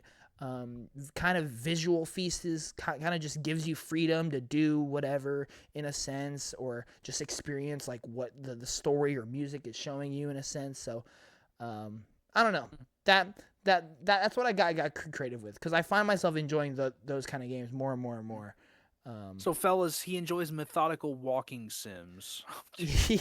Pretty much. But like kidding, but something like Pokemon Snap. You know, it's just a game you just sit and you just kind of just interact with, you know, like it's just a game like you could just take at your own pace, do like kind of just have fun with it the way you want. There is a story behind it, and you know, it is kind of like a simulator because, you know, in a sense, but I don't know, it's just it's a different type of breed of game, you know. And so yeah, I didn't really know how to classify these games, because like, yeah, you could just say Death Stranding is an action adventure game, but like there's so much more to it. Like there is that simulation type part of it where you're like building roads and you're, you know, transporting goods across the place, and then you're obviously walking all over the place, and that's like part of the thing that I love about it.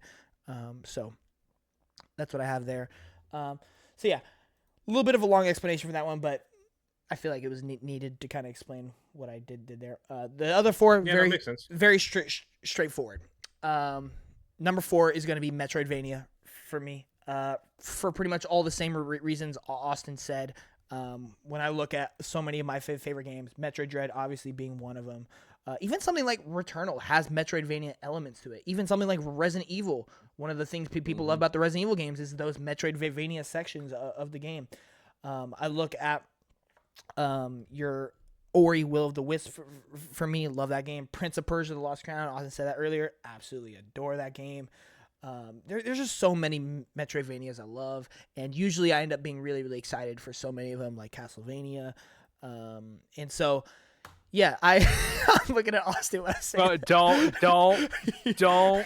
Don't even. Oh, don't man. just Belmont's Curse. But yeah, man. So love Met. Wow, just messes up the whole setup. Like, oh my goodness gracious. Sorry. Oh right. My lord. Well. Oh man. All right. Hold on. I'll come back. Oh, wow. No. Look what he did. So yeah, no. Metroidvania Right. is number 4. My number 3, I'm actually kind of I'm not gonna say I'm shocked, but I expected this to be on Austin's list, but I guess not. Dude, these top 3,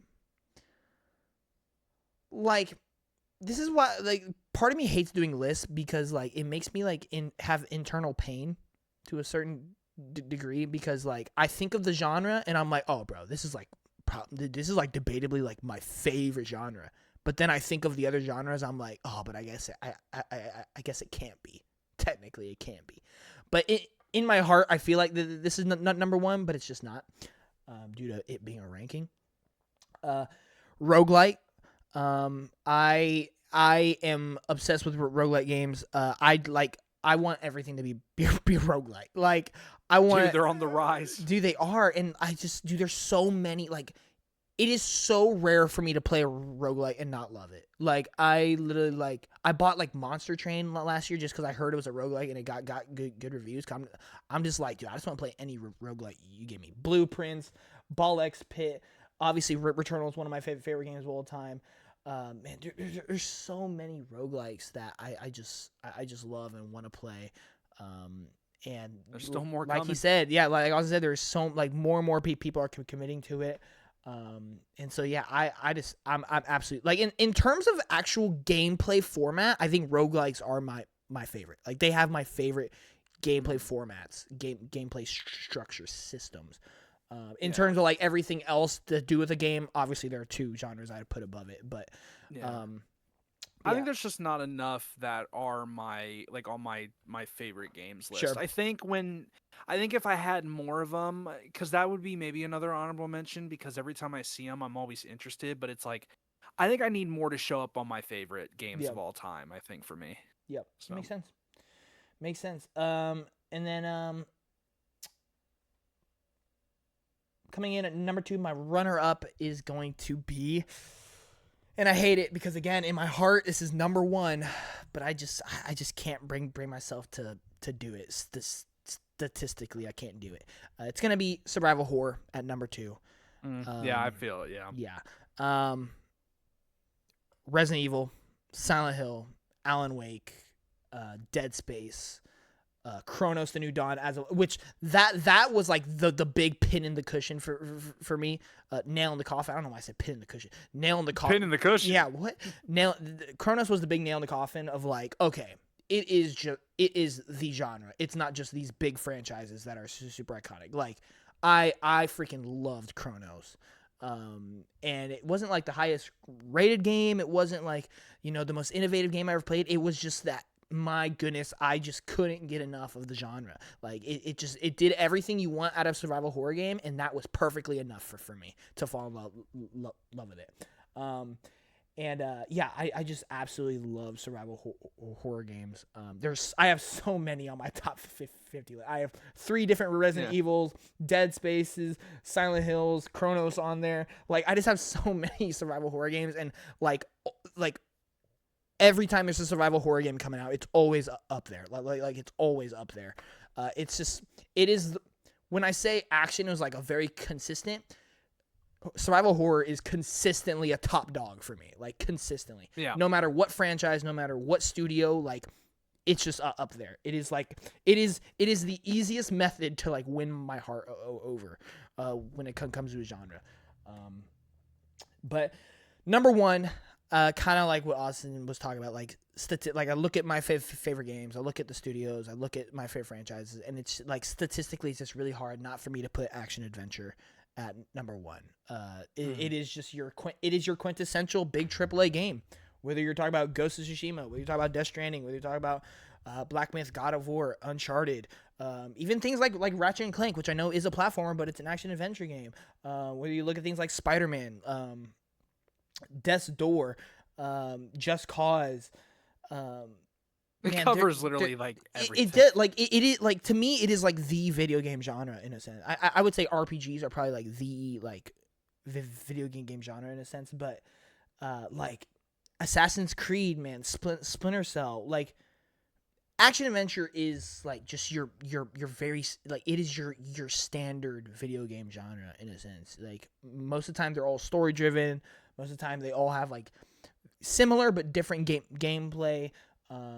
Gears of War, action adventure. Like there's so many. Your Jedi Survivors, your Horizons of the world. Man, the list could go on and on. Plague Tale, like all these games are action adventure, and it's just like that makes up 80% of my top 50 list. So it's just like, it's really hard for me not to put it. All my favorite characters pretty much come from action adventure games. Like most of my franchises are action adventure. Even you can even say survival horror are action adventure games, which they are. They get nominated for best action adventure games at the Game Awards. It's like action adventure is really just it's kind of unfair to a certain degree. It's kind of like if you did just bundle RPG, like every RPG into one. It's like RPG pretty much covers like 50% of every game, whether it's like turn-based strategy, real-time action, all these different RPGs. Like it is, but action adventure for me is like the quintessential genre. So I just had to put it in number 1. But in my heart, survival horror and roguelike are like, I would say like the ones I'm the hottest on right now in terms of like very specific genre, but action adventure as a whole is just kind of unbeatable for me. So I feel that vibe. All right, let's go to Jordan. Yep. To close us out here. Mine are a touch generalized and then a touch separated sort of at the same time, just sort of depending on like. By how the way, you look we are at it not and sponsored by things. Oreos. Just want to let everyone know. We are not. We are not. Hey, our DMs are open though. So Austin's probably easily so easily coming in Hey man. at number 5. It's gonna be a typical one that some people might shake their heads at, but again, I'm an oldie. This is something I've been playing for a long time. It's sports games. I like sports games. I like playing football still. I haven't played the basketball games the last few years, but I still enjoy the baseball games. Usually the FIFA or football club games now usually ended up getting put on the catalogs, and I'll play them, 6, 7, 10 months later or whatever. But 6, I 7. at least I at least always give them a shot. But yeah. I don't stand here and say that like I love the Maddens or I love the EA college footballs or anything, but they're one that I always end up going back to. Usually just for as like a camaraderie kind of thing. I got a buddy, him and I usually always end up playing a lot of Madden together. So that's just how that goes. But yeah, so sports games coming in number 5. Y'all need to be able. Y'all need to stay professional. I'm sorry. I can't stay professional when we're making. Is what you need to do. Is what you need to do. Here's what I'm gonna do. I'm gonna download so many freaking sounds, and the whole time you're talking, Austin, it's just gonna be nothing. No. Stuff He made that joke, the so whole I time. had to. Doesn't matter. Doesn't matter. You didn't have to do anything. I don't have to download 25 like Attack on Titan and My Hero Academia sounds to play the whole time you're talking next time, but it's what I'm gonna do.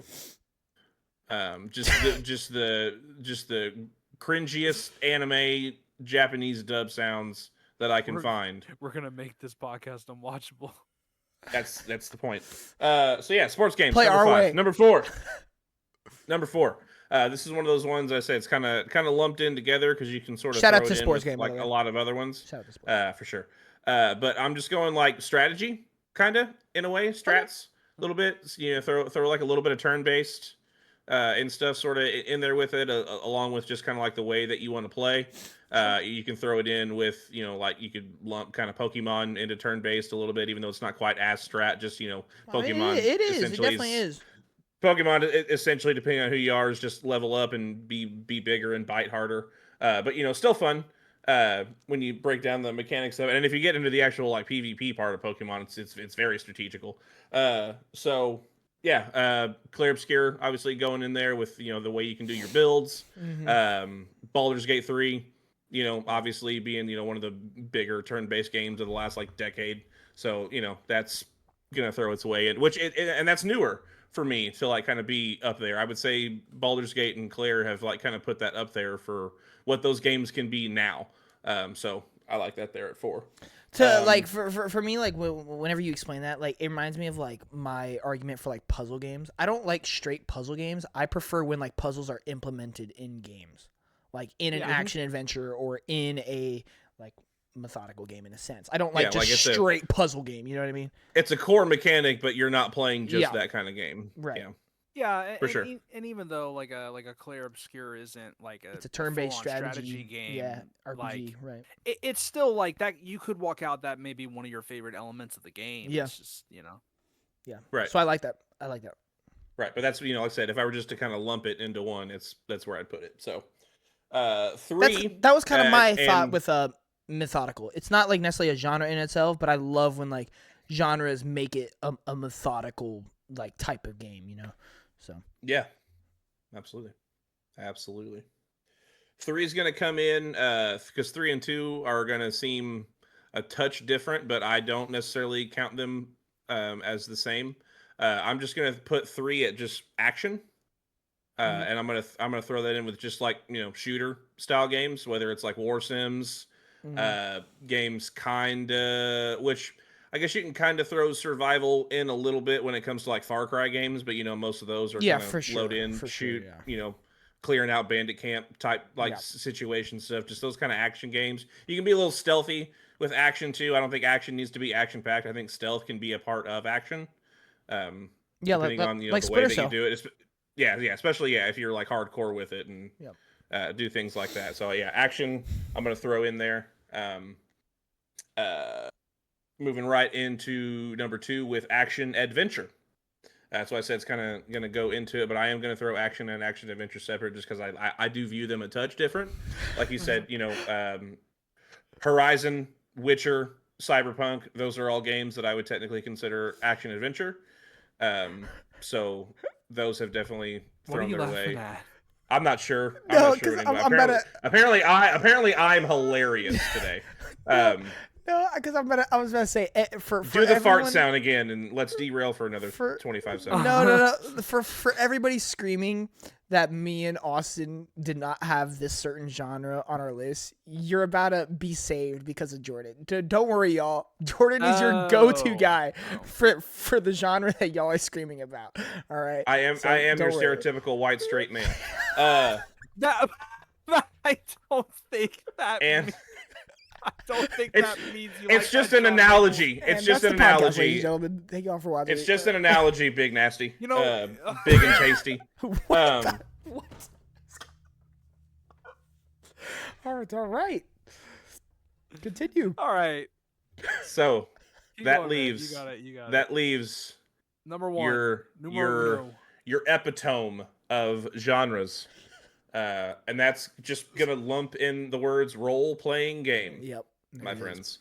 You can throw JRPG, you can throw tactical RPG, you can throw turn-based RPG. You can do whatever the heck you want to do when it comes to RPGs. If you want to technically claim a lot of action adventures as technically still RPGs because there are factors into it, sure. 100%.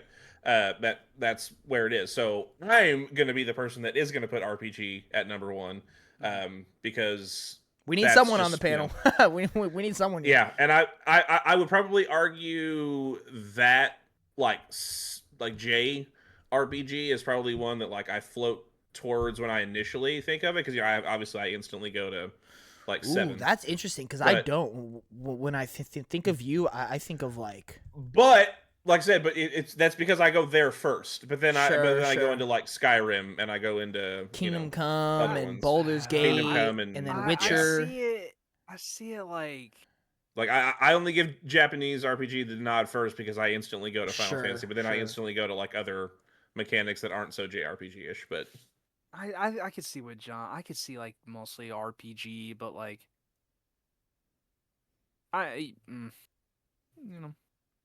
No, that's good. So I love a good chunk of RPGs, and I play a lot of them. The reason is not on my list is I'm way too picky with them. Like, I don't know, like it takes a lot for me, like for it to be like one of my top 50 games of all time, or it takes a lot for it to be like one of my most anticipated games. But I do play a lot of them, and I play almost all of them. It's just a lot of them don't like stick with me in a sense. But yeah, it is what it is. But hey, I'm glad we have someone here on the panel who will put RPGs. Like he is our player way go to guy. Like, best believe we're getting a Crimson Desert review from that guy right here before us two.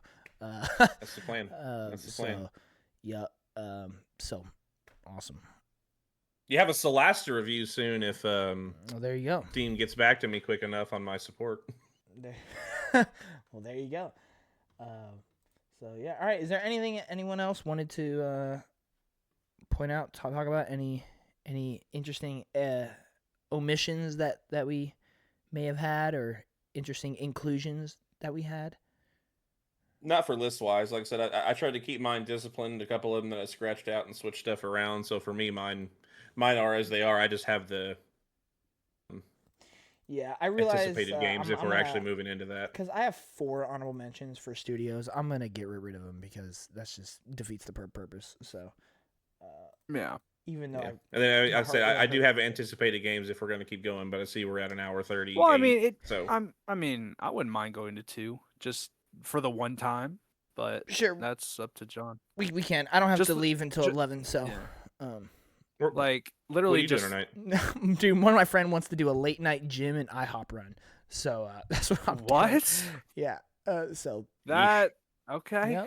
Yep. Alrighty. I actually haven't been to the IHOP since it moved. It's nice. I go there. I'm going there. So I'm going there tonight, and then I have breakfast with my dad there tomorrow morning. So it's gonna be hilarious. To be there twice and like. Wait, IHOP moved? Yeah, Yeah, there were the old Chicago used to be. next to yeah, on Burkhart, pretty much. Oh, Yeah. okay. Yeah. When they moved? There's a A ramen place while like a ago. year or two ago. Yeah, Like 3 years now. Oh. yeah. And I think I lie. I think we walked in once and they were so freaking busy we left. That makes sense. Yeah, Makes dude, sense. it was Yeah. stupid. All right, so yeah, we will go into our most anticipated. This is just. We're not going to spend too long talking about. I'm sure all these games will have bigger segments at some point where we talk about them more. Yeah. So we'll just kind of go through and give y'all a pretty good good estimate of what are some of our top one. I don't have like a number limit or how many. I'd say for now we could say our anticipated, and then like of course Try and- I've only got one really big one, then a Sure, couple of them that are like, oh, okay. Try and do ones that wanna are have a- very like specific to you to try like kind of help like the audience gauge like what like who like what you what we like. yeah. That's not helping for me. Well, I don't think we're gonna have very many overlaps. My the 4 I have written down are 4 completely different games, but I can't wait. Well, That perfect. That's fine. That is Yeah. I definitely like want to do a podcast every month where we go over like the games coming out that we're interested in for that specific month. I've always enjoyed. I mean, we can stuff always like just throw this segment So- into a podcast once a month. So yeah, true. that. Mhm. Yep. But yeah, I just love looking at anticipated games, and like I love Kind of Funny whenever they cover all the big games coming out in one month. This month's a little bit slower. I'm actually quite happy about that. There's not a lot of stuff that I personally am going to play. Next month is going to be insane, and it's going to test my ability of whether or not I can kind of somewhat keep up. But in terms of this month, I mean, the most anticipated game is Crimson Desert, which I'll be I'm very interested to see how that goes because a lot of people are super excited for it. Wow, and you're not even gonna leave Jordan to say Crimson Desert.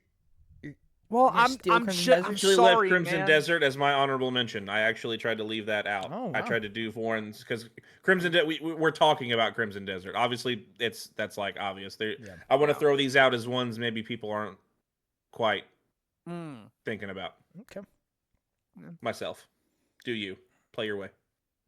Absolutely. I just got a little excited because I like to just talk about sometimes the talk of the town because like Yeah. it is the biggest thing coming out this month. Yeah.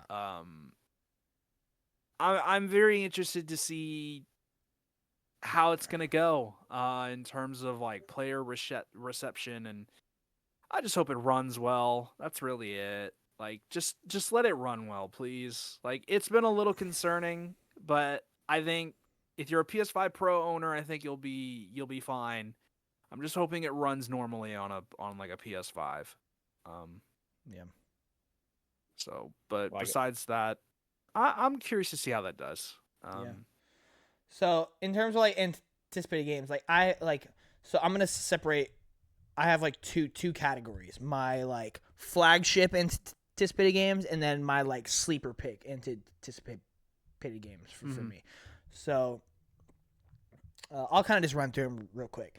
My flagship games, like for sure, my most anticipated games right now: Control Resonant, Saros, Pragmata, and Wolverine. Those are for sure my like flagship most anticipated games. I mean, I'm not even really gonna explain, but most of them like y'all can pretty much clue them together. Returnal, one of my favorite games. Saros. I just said the Remedyverse is like debatably like my favorite series. Control Resonant. Capcom, Pragmata. Plus, I've just been with that, bro. I've been the biggest, and you can go back 5 years of YouTube content. I've been the day one supporter and believer in this game. Before we knew anything about it, I saw that giant spaceman. I'm like, this game's gonna be fire. And here we are, and there's actually so much hype around it, and it warms my heart, dude. Like, I'm so happy for it. I'm so excited. I want if this game succeeds, bro. Like this is gonna be my Expedition 33. Like if it finds like a good bit of success, because I'm just like just believer in it day one, despite having no reason to believe in it. Like I did, and I've just I'm so excited. just the vibes, you know. It is. It was just, it's That's all just it my takes. underdog game for no reason. And Yeah. then Wolverine. I mean, it's Insomniac. It's Marvel. It's Wolverine. What more is there to want? You know. So. Yeah. And then I'll go ahead and save my sleeper picks for after y'all do your whatever. Yeah. Whatever you want to say. Yeah, Pragmata, by the way, 2 million wish list on Steam. W. Great job, Capcom, of course. And 2 million As demo always. plays, which is crazy. Yeah. Wow. I mean, that's pretty good. It seems like you'll probably get close to 2 million sales just on PC alone. Dude, hopefully, let's do it. Let's go. they're cooking, man. Capcom, the marketing's so good. They're about to have a it just- legendary run. They still got Onimusha later this year too. Like, oh man, Yeah. insane. Okay. So I don't actually want to repeat a lot of the stuff that John said. So I'm gonna flip this a little bit because I do have Control Resonant and Saros as like my number 2, number 3. So I'm actually gonna flip some of these because I don't want to repeat a lot of what you said. So I am going to do these 5 right now. If we get rid of the ones that you said, my most anticipated, this game I don't think is coming out this year, but if it does, oh my goodness, I am there. Day 1, it's Judas. Please come out. I need it for my fantasy. This is the closest thing we're gonna get to BioShock anything. Pretty much. Like I'll be shocked if we Clockwork ever will be get kinda BioShock 4. BioShock 4 just seems like an idea that was made too early that just is probably never going to come out at this point, especially the fact that a remake of 1 or remaster got canceled, which I hate because that would have probably put it in my top 10 favorite games of all time if that came out, because I just think it's a little outdated, the original, and I think if it got like a remake, just a little tiny remake, I think it would be in my top 10 favorite games of all time. Unfortunately, no. Then after that, we're going to go Castlevania Belmont's Curse. I am absolutely so excited for this game. Castlevania's returning. Never played a Castlevania, but knowing that it is the genre of what it is something that I love. A new franchise I'm going to be able to experience, especially made by Dead Cells creators. The game's going to cook. There's no way in my mind this game isn't good, and it just looks super awesome. So that's definitely got to be up there for me. Phantom Blade Zero, one of the coolest looking action games. Yeah, dude. Like, just look at that trailer and tell me it's not one of the coolest action games we're gonna get in a minute in terms of just combat, like designs of enemies you're fighting. It is so different from what I'm used to seeing, and that's why I love it so much, is because there's so many interesting ideas that I see within this game and through its trailers. So I'm super, super, super excited for that. Gonna have to wait a while, but it's okay. And then did you say what was in your top 5 again, John? It was I only had 4. I had Control, Saros, Pragmata, and Wolverine are my like flagship ones. I'd say my next one then is Kena, Scars of Cosmora. I really enjoyed the first one. I would say just it getting a sequel is super exciting, and I think there's a lot more to improve on, especially with Sony backing it. So I'm super excited for that, and I hope they do really good. And I'm praying that they just fix up a couple things the first game had some issues with, and I think they'll have a phenomenal game on their hands. What game? And then I guess my number. Did you say sorry? What did? Kena. That's Scars of Cosmora. And then I guess my number 5. I may do a sleeper pick later after you do yours. Yeah. My number 5, Clockwork Revolution. Well, dang, that was one of my sleeper picks. Oh well. No, you're good. No, I took like 4 huge games. Well, I'll tell you what I wish this was. The other game that would have replaced this would have been my most anticipated Xbox game, but unfortunately, it got canceled. So we're never gonna see it. So rest in peace, Perfect Dark. I thought what if that Asha game Sharma was phenomenal. revives it? Absolutely not. Imagine, dude. No. Dude, I would love a world where somehow that game comes out, but There is a timeline out there where Perfect Dark comes out and it's like the best Xbox game in years, bro. Guaranteed. potentially, but I We'll never just know. yeah. But Clockwork Revolution, I just think in terms of an RPG, like I'm not the biggest RPG guy. I think it really comes down to like what I'm looking at. It just and has to click. I've realized what I love about video games is time. Like just like time travel, very Time like manipulation. stuff like that and Or when the plot's what's centered the around time. yeah, and what's like is there's like an aesthetic to that? Like would you say like what's like kind of the aesthetic of Clockwork? Would you say? Like post-apocalyptic steampunk, kind of like steampunk. Yeah, kind of like that. I really enjoy aesthetics like that.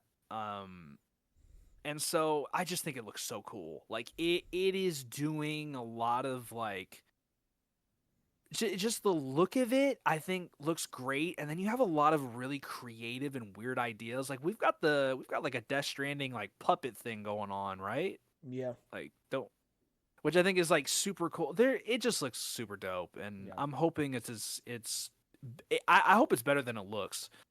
So, yeah. Cool. Cool. Jordan, you want to go ahead and throw out some weird? Yeah. Some cool Yeah, ones? I'll throw in mine. Now again, I didn't go where I think people think I might go.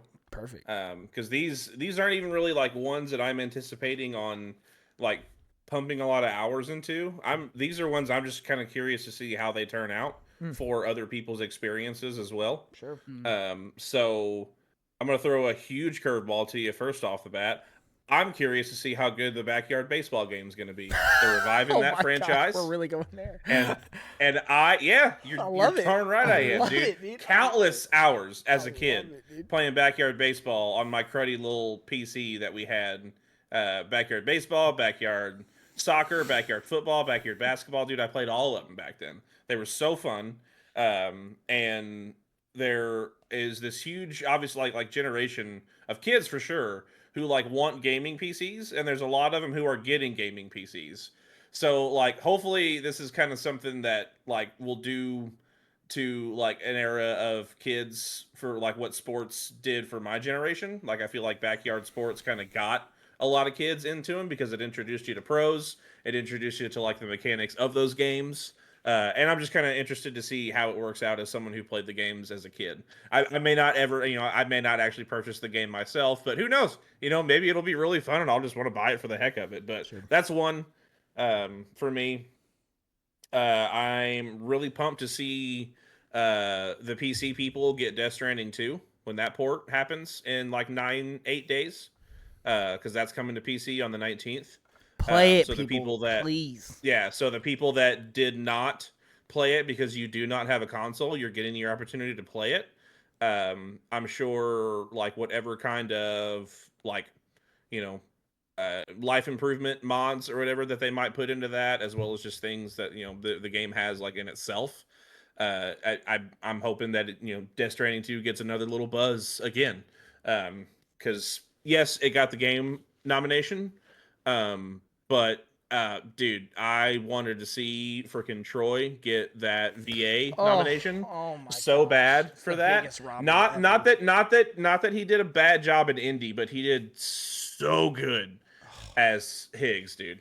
So, but that's Hey man, whatever. who cares, man? Game Award, like I still stand by the fact you should if you're gonna do actor roles, only one role per game. I get that, yeah, because like everybody was nominated from Claire, yeah. Like, bro, I understand it has some of the great, but like, I I'm can't sorry believe Death Stranding if 2 had no nominations for performance. None. It's insane. Yeah, that's wild. Insane. There were so many good ones in that one. Yeah. Gonna throw an indie in there that I'm looking forward to because of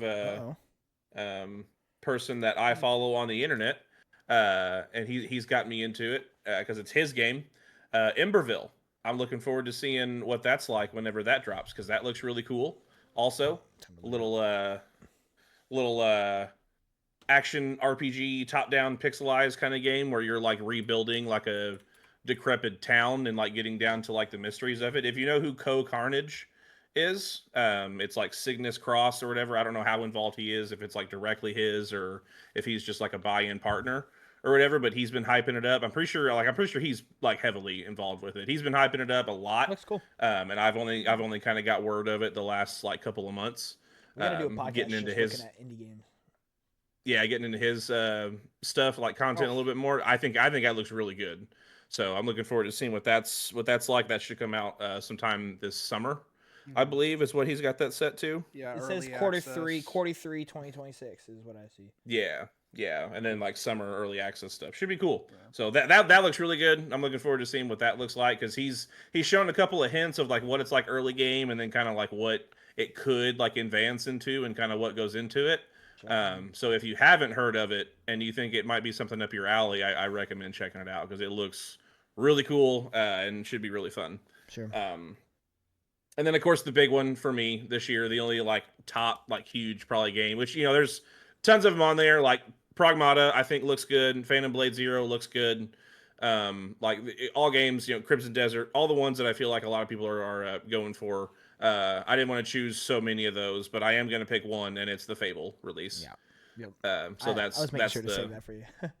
Yeah, that's the big one for me this year when it comes to games that aren't kind of like off the rails a little bit. The game where it's like, hey, that's one you're probably definitely waiting for, right?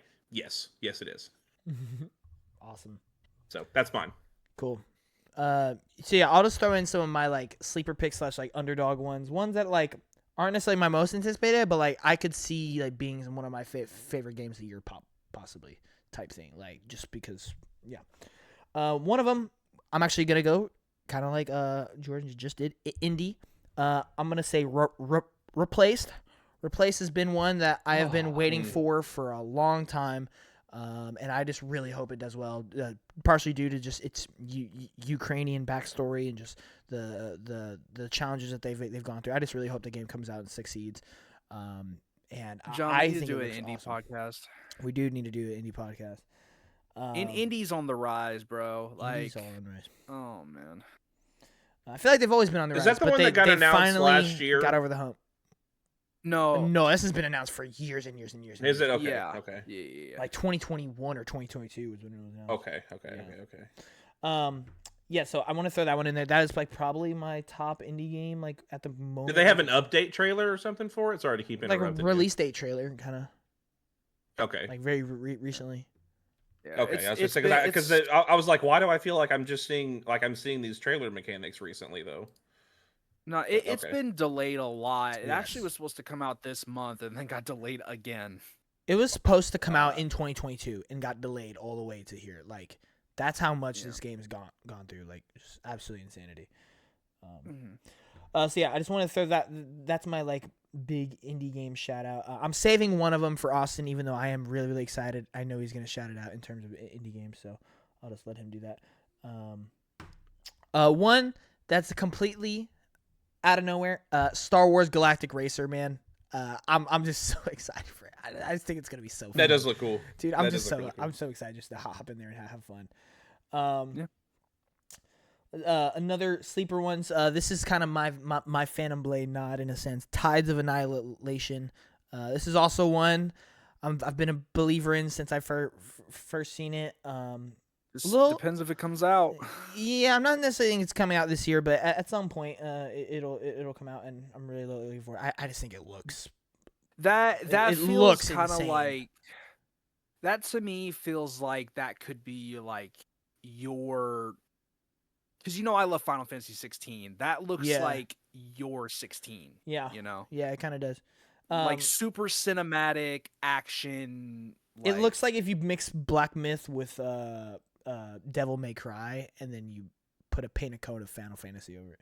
Like that's kind of what it screams to me. But I know that's a really conglomerate thing I just said there. But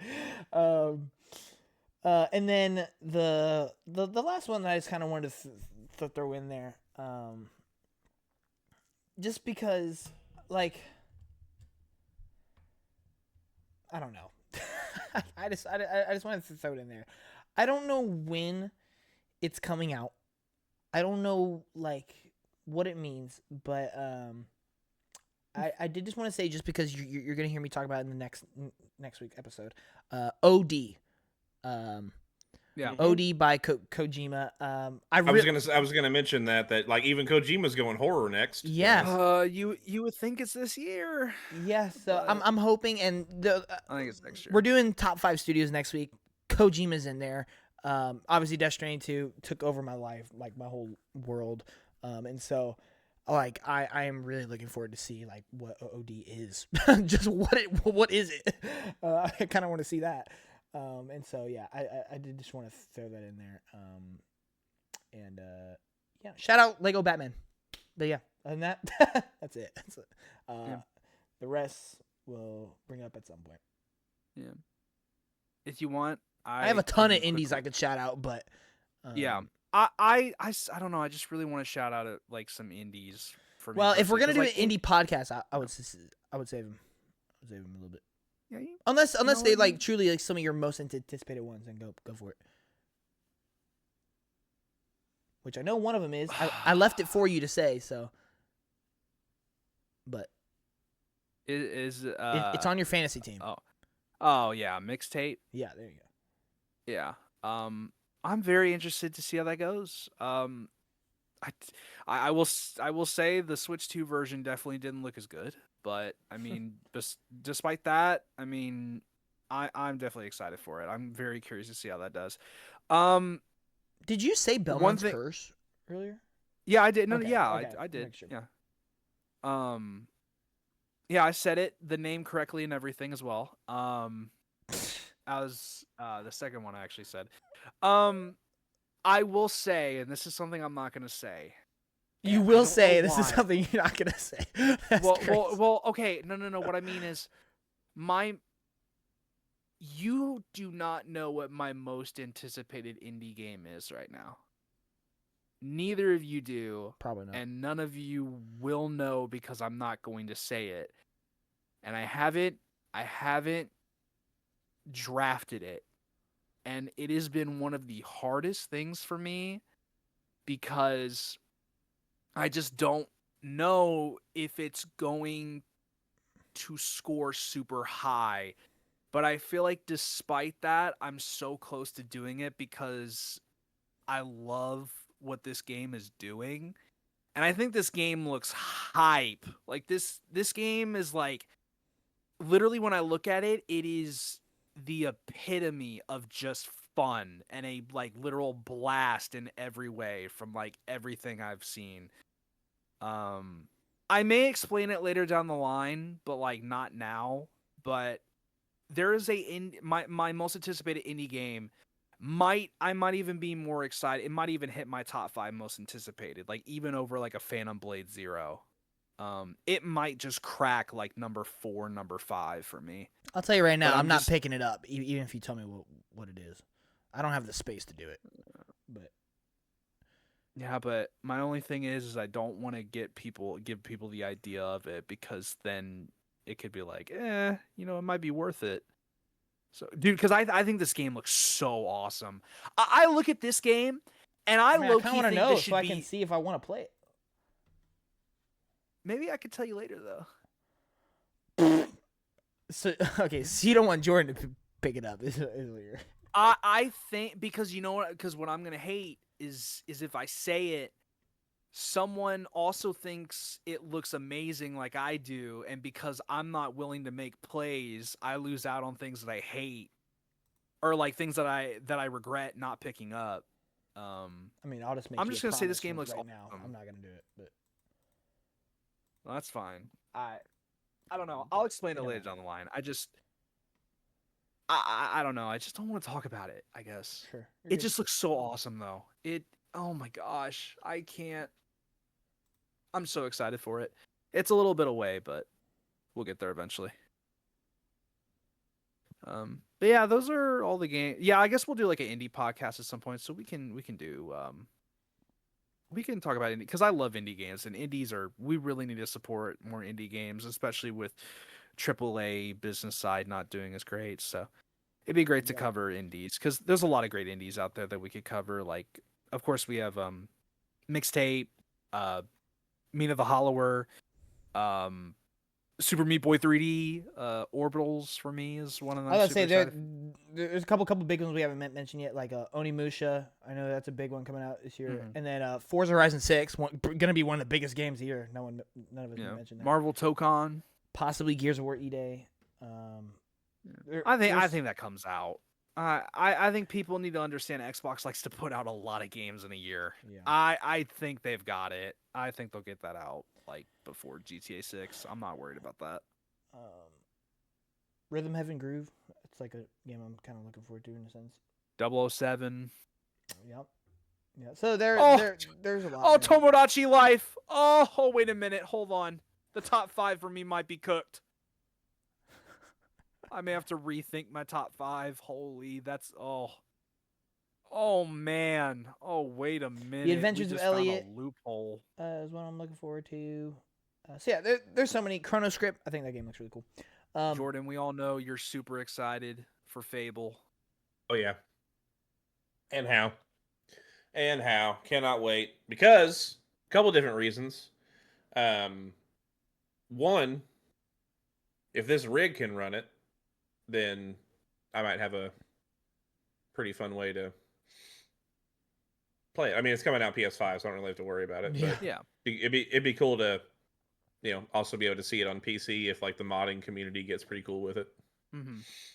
For sure. Man, there's a lot. There's just Plague Tale Resonance. I don't know where that game is, but it's Yeah. supposed to come out. John, let me ask you something. And I know this is gonna be way too early to ask this, but like from the start of last year when we saw like a lot of the lineup that was coming up, we always make the joke we always make the statement, this looks like the best year of gaming. We say that like every couple years, okay? Yeah. I'm just saying or asking, is there something about this lineup this year from the very first couple months that interests you more than last year? Because I'm kind of feeling like that a little bit. I mean, I feel like it definitely is geared towards me. Like, I mean, literally, I literally just said it. Like, two of my favorite franchises already got a game this year that I love: Resident Evil Requiem, Pokemon. I'm getting the sequel to two of my favorite games of all time, Control and Sorrows. I'm getting like a game that I've been a champion of for literal like over half a decade. Can't believe that. Pragmata, like Wolverine, Insomniac. Like I'm getting sequels to beloved games I love, like Plague Tale. Capcom's going crazy. So like I definitely feel like it's geared towards me. I'm definitely not gonna say it's gonna be one of the best years. I do feel like the first two months like were kind of dry. And I do feel like March is kind of dry for the most part, but it definitely is like, it's definitely got me feeling really good. I will say that. But alrighty, yeah, that's my Love it. Yeah, that's my. So I will say, if we're looking really future tense, one of my most anticipated games is Black Myth Zhanqi. Or Zhanqi, whatever. So I will say that, but that's so far out. And Mass Effect, of course. But anyway, I think that's gonna do it. Anybody else got anything else to? I don't think so. All right, well that's gonna do it for the first Play Our Way podcast. Yeah, hopefully we can get this thing rolling more consistently and more aggressively in a sense. Definitely shorter, but we can make an excuse one just to kind of understand. This was the first one. I'm trying to set the foundation a little bit. Next week's list should be easier because publishers and studios are very hand in hand. So should be pretty easy to talk about that, and then we'll see. But yeah, anyway, that's gonna do it, ladies and gentlemen. Thank you all so much for watching. If you enjoyed it, definitely like the comment section down below provided, and please subscribe. We'll see y'all in the following weeks. Peace. Bye. See you guys.